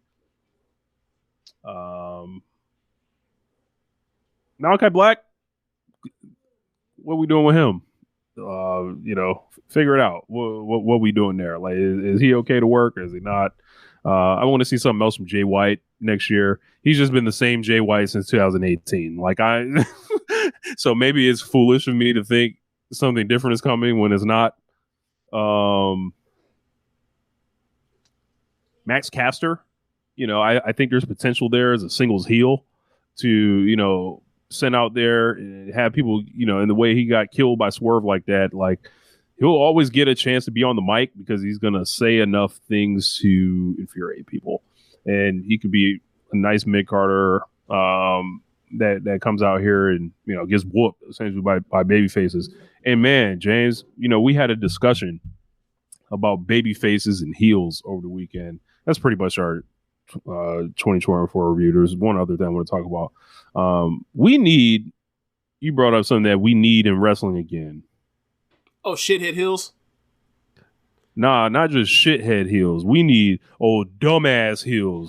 Well, stupid motherfuckers that just get foiled at every turn and show ass and then like think they figured it out. Fake evil geniuses. People that like Bobby the Brain Heenan, shit like that. Yeah, absolutely. I mean, wrestling is better when the heel is actually dumb. And like if you don't want your main event heels to not be dumb, fine. But like pretty much everybody below that should be some level of dumb so they can show ass. It makes it easier, right? Like the Young Bucks figured this out. The Young Bucks do all the spoofing and hot dog and whatever else, and immediately like fall prey to it, and that's how they set up the babyface for a comeback in their matches when they're heel, right? Like it's I don't want to say it's an art. I just think we're losing recipes. Like people want to be like these Machiavellian geniuses because like obviously when you're a heel, you get to do more stuff, you get to have more fun, you get to figure out ways to develop your character or whatever else. But like one of the great ways to develop your character is to also be someone that people can laugh at. Right? Like, I don't think people like. I think people don't like getting laughed at when it comes to the wrestling thing, and it's like, well, you should. Like that's a part of it. Like they can't just like. It's really hard to get people to hate you because they know it's a fake TV show, but it's really easy to get people to laugh at you or they'll think you're a dumbass. And people will then be like, I'm entertained by him. I'm entertained by this dummy. And it can work to your favor as a babyface. So, I mean, look, you can't tell me the Ass Boys, when they turned babyface, we didn't get over because they were shitheads at the beginning. You can't tell me they didn't. So, yeah, and there's cases like that everywhere, all throughout wrestling. Like, the heroes just need to, like, do a lot more winning. The bad guys need to come up with evil plots that get fucking like completely blown up, and we need to be able to point and laugh at these people. Like, and people need to get embarrassed. Like, and I think you mentioned something about Wile E. Coyote. Yeah.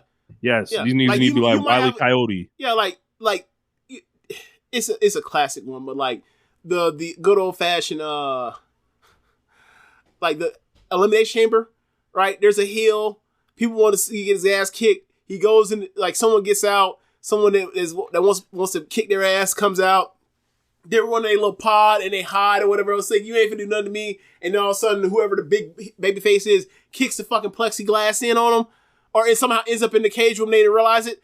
That's because he got smarter because the dude was a shithead.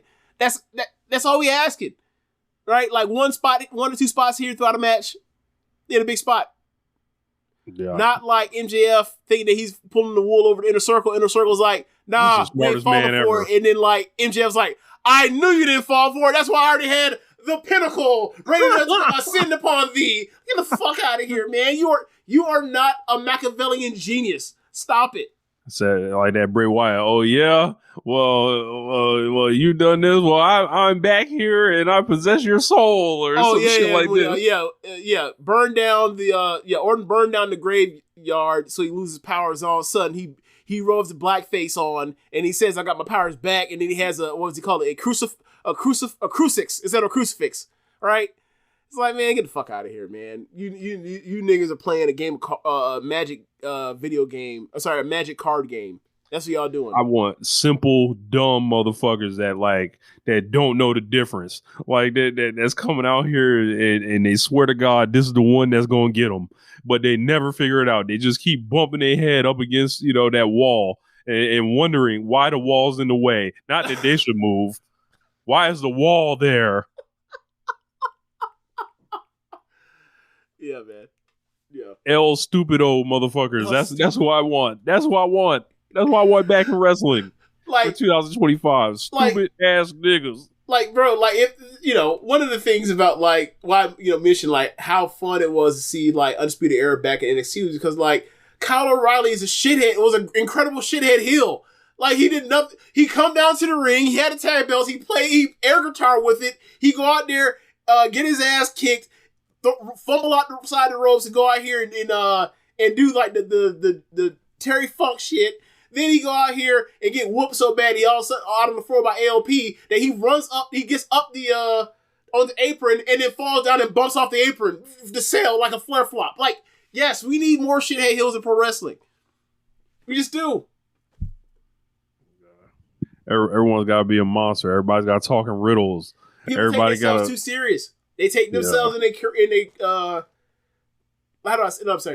take their character too serious, as opposed to not their career, their character. It's like your character's gonna be many things over the course of your career to ever have a long career in pro wrestling.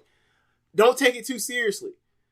Take your matches and your storyline seriously. Your character is pro wrestling. You are a soap opera character. You gonna have to come back from amnesia and shit at some point. Like Kurt Angle, Kenny Omega, those are two guys that do great heel kind of shithead work. That belt collector, that belt collector chant, belt collector. It's like, you dumbass nigga. Right. Oh, yeah, like, I don't know, man. Eddie Guerrero. People just dry personality. Eddie Guerrero was a shithead in WWE. Yep. Mamacita. Like, come on, man. Yeah, we need some. I more lied. It's hilarious. I lied. Like, I lied. I cheat. I steal. You cannot be serious and get over. You cannot be serious and get that over. You have to be a complete ham. Jericho. Hi guys. Yes. Got us over for 30 years being a goofball. Yes. The list. Bro. This is why this man's great, bro. I don't give a fuck how old he is, bro. Don't take yourself too serious. It's like, don't be like Triple H. Like, and even Triple H had the DX stuff. Look, he had comedic chops, like Right. on the low. Right. Like that video of him with the kid is hilarious. Yeah, man. Like Shawn Michaels as the cook. Yep. Um, Remember when Shawn Michaels was broke? Remember that? Yes. What a sad storyline. That man was out here owing money to JBL. Yikes. Oh, another one right now. Getting it while not being serious at all. Getting over, and people are, want to put him as the best pro wrestler under 30 in the world right now. Dom Mysterio, a completely unserious individual at every step of the way. Has convinced people so much that they think he's actually the top wrestler. It's like, he's not actually the top wrestler. The man's just like, he's a top manager. He's a goofball. Like he is somebody that like is out there. Like, I think Dave said this. He said WWE even knows what Dom's value is and other people don't. When you hear people say they should make him the champion and shit, that just exposes them as not knowing what they're watching. Right. Like, if he was supposed to, like, if he had that much heat, he would actually be the main eventer or the champion. But what is he? He is the manager of the women's champion, whoever it is at the time. Right. That should be a flashing light. He would cheat in, like, Judgment Day matches. Yeah. That should be a flashing light of what that is. He gets his ass kicked. He's a manager. Yeah, bro. Like we need some more people like willing to be ridiculous. Yeah. For my entertainment. No, perfect example. Everybody likes her right now. Harley Cameron. She's a shithead. Awesome. She's a awesome. clown. She's not taking anything serious. She's a wacky person. She's bro, a wacky individual. I just saw her doing like some shit with a ventriloquist dummy like on Twitter just earlier today. I'm like, bro, what can't she do? Like bro, like she does like everything entertaining is I don't know. She's great. Yeah. She gets it. Yeah. But it's just like, I think people got to lean into like putting themselves out there a little more, or else people just end up dry, I think. And like there's no kind of risk being taken to try to present themselves in another way that could possibly extend their careers. Hell, it makes you wince every time he does it. But Swerve, what up, turds? That's why, like, even the most dangerous man in AEW is unserious at times. Like, I know people didn't like it, but when I saw Okada having a crush on Mercedes, that was like, yo, yeah, it kind of humanized Okada a little bit. Like, it's like, oh, okay. No, you forgot another one. This is Rainmaker Drive. Hold on, what? This is Rainmaker Drive. Oh yeah. Foolish. This shit had me dying for days. Oh man. But yeah, like the hell, Tony Storm got over like crazy. The whole character, being a psychotic woman, a woman that thinks she's past her prime and hold on for glory when she's in her 20s still. Ridiculous. Yeah. Absurd. It works. Now she's still that person, but she's playing. Now she's method acting as her old self from 2 years ago to try to get the slap Mariah's head to get a title match or something. That's probably what they're doing. It's gonna be great when it comes out like, it's still me. Here's the shoe. It throws the shoe in the face. It's gonna be great. Yeah, like I don't know what it is right now. My wrestling sensibilities may be changing. It's like, bro, like I feel like I've kind of already seen all the great matches already. Like, Rich. Even though, like, Rich. I always welcome them. Don't Right, look, Rich. Don't stop doing it. But I kind of want to see motherfuckers like act foolish now a little bit. Rich, the Yeet Man. The Yeet Man. Like it's like, huh? Like, there's nothing to take serious about that man. Not at all. Nothing. Nigga, he's painting on his glasses like Soulja Boy Tell him in 2007. He's 40 years old, James. What's wrong with him?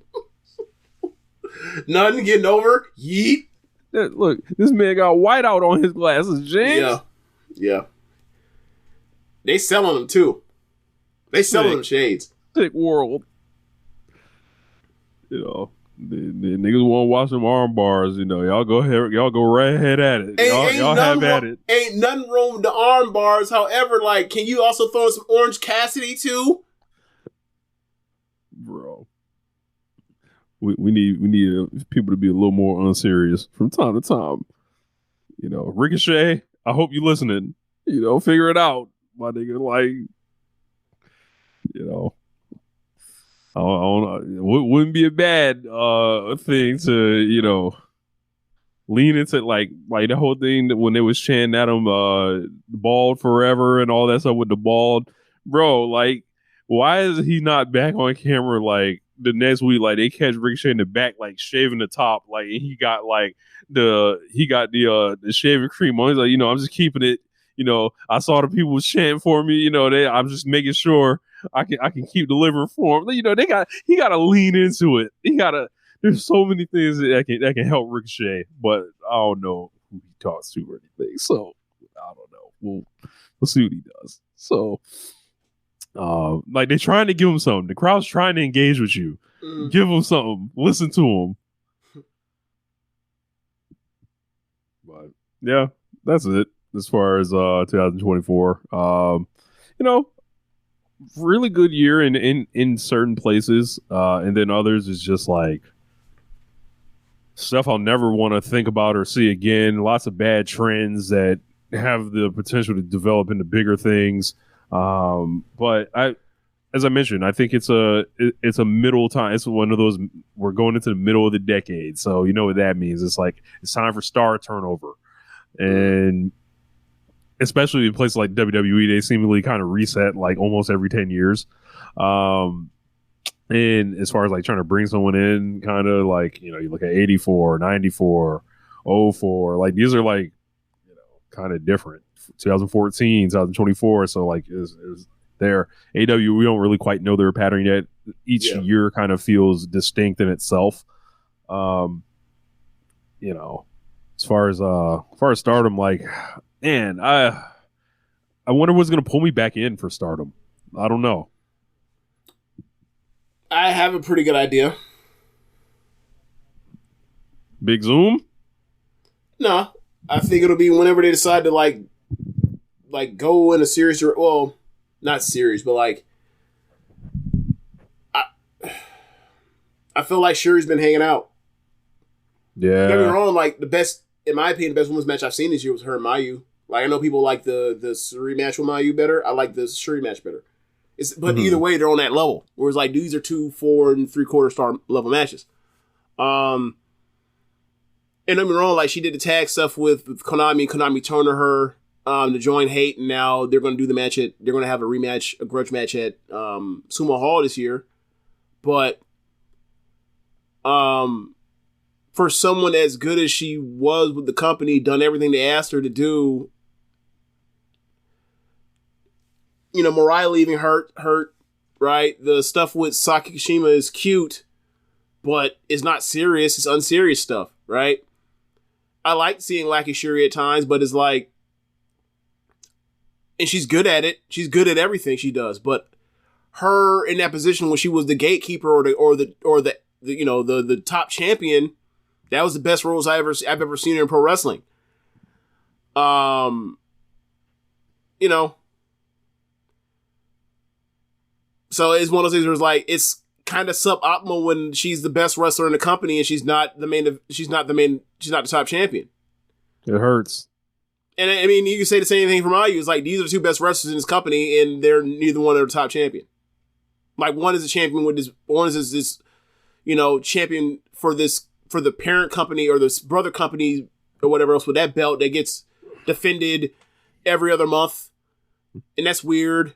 Like if maybe when Shuri gets it, then it'll feel that'll drag you more because you'll be like, oh, she's getting a big match this month. Gotta tune in and see her have a murder spree. Mayu is the Continental Champion. I thought Revolution was an all-time wrestling show this year. I was there in person for Dynasty, and I got to see Swerve win the title in person. That's the second time I've seen a world title change in person. After Jay White and Kazuchika Okada in Madison Square Garden 2019. And then that one, there was just so much energy in the building. It was like something I'll never forget. I thought SummerSlam was atrocious. Just the worst of the worst of the worst, sir, with honors. I thought the Bad Blood show was very bad as well. Yeah. I mean, it was abysmal outside the opener. Yeah. So, a lot of good pay-per-views in AEW. I don't think there's a show where I was like, yeah, this fucking sucked. I don't think, even all out was pretty good. All in was pretty good. I'm trying to think. Yeah, it's really hard to have a bad AEW pay-per-view. It really is. Like,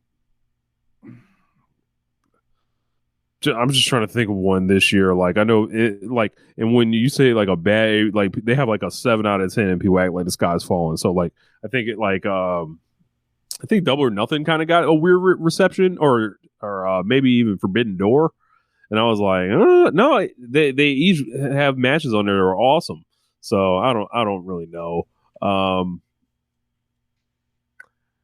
I would say going forward, I think they just got to remember who they are, like AEW. So hopefully they do. Yeah. Do you want to plug Chop Cheese? Chop Teas, not Chop Cheese. When I'm in New York City and I want the best in Chop Hamburger, make sure you go to chop-tees.com. You can get you 10% off your first ever order there. And basically, you can go over and get one of those One Nation Radio designs, the Dream Team design, the gray and orange one, also the minimalistic conspiracy theory one. You can also check out OneLifetimeWorldwide.com for additional One Nation Radio designs, hoodies, jackets, or not jackets, hoodies, sweaters, and T-shirts there, distress style. Go ahead and check it out. We often rock them on the stream and all that. FOH is coming next week, so no new One Nation Radio this week. This is probably the last real O&R for the year, depending on the way the calendar falls. There may be, I don't know, 2 weeks from now, if we're already in the next year or not. I gotta see.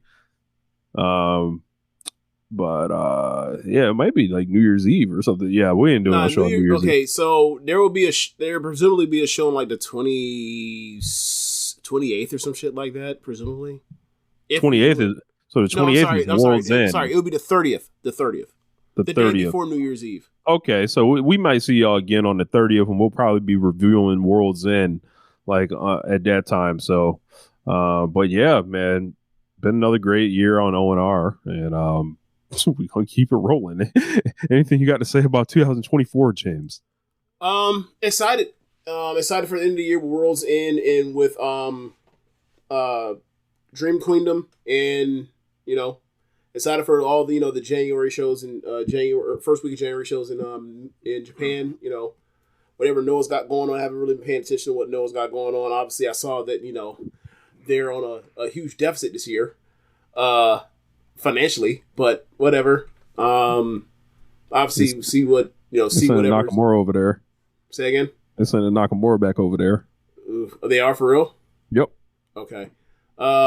See whatever Tokyo Joshi Bros is doing for the Cork and Hall on 1-4. See what Stardom doing for the 1-3. Wrestle Kingdom, Wrestle Dynasty. I'm here to see everything. You know, also, you know, New Japan. Sorry, AEW always has a crazy first, you know, Dynamite of the year. So yeah, kind of getting myself primed and ready for 2025 pro wrestling. For sure, man. Let's wrap this whole up. Yeah. Thanks for listening, y'all. Be sure to rate on whatever app you're using to listen to this. If you are watching from the stream, you can go to the show notes for the podcast and go to our Red Circle link. You can donate there. And be sure to listen to other shows on the network. Besides One Nation Radio, you have Keepin It Strong Style, All Things Elite, MCW Adventure, Wrestling Art with Chris Things, Tunnel Talk, and the Trish and Sarah Wrestling Podcast. Thanks for listening, y'all. Later. Peace.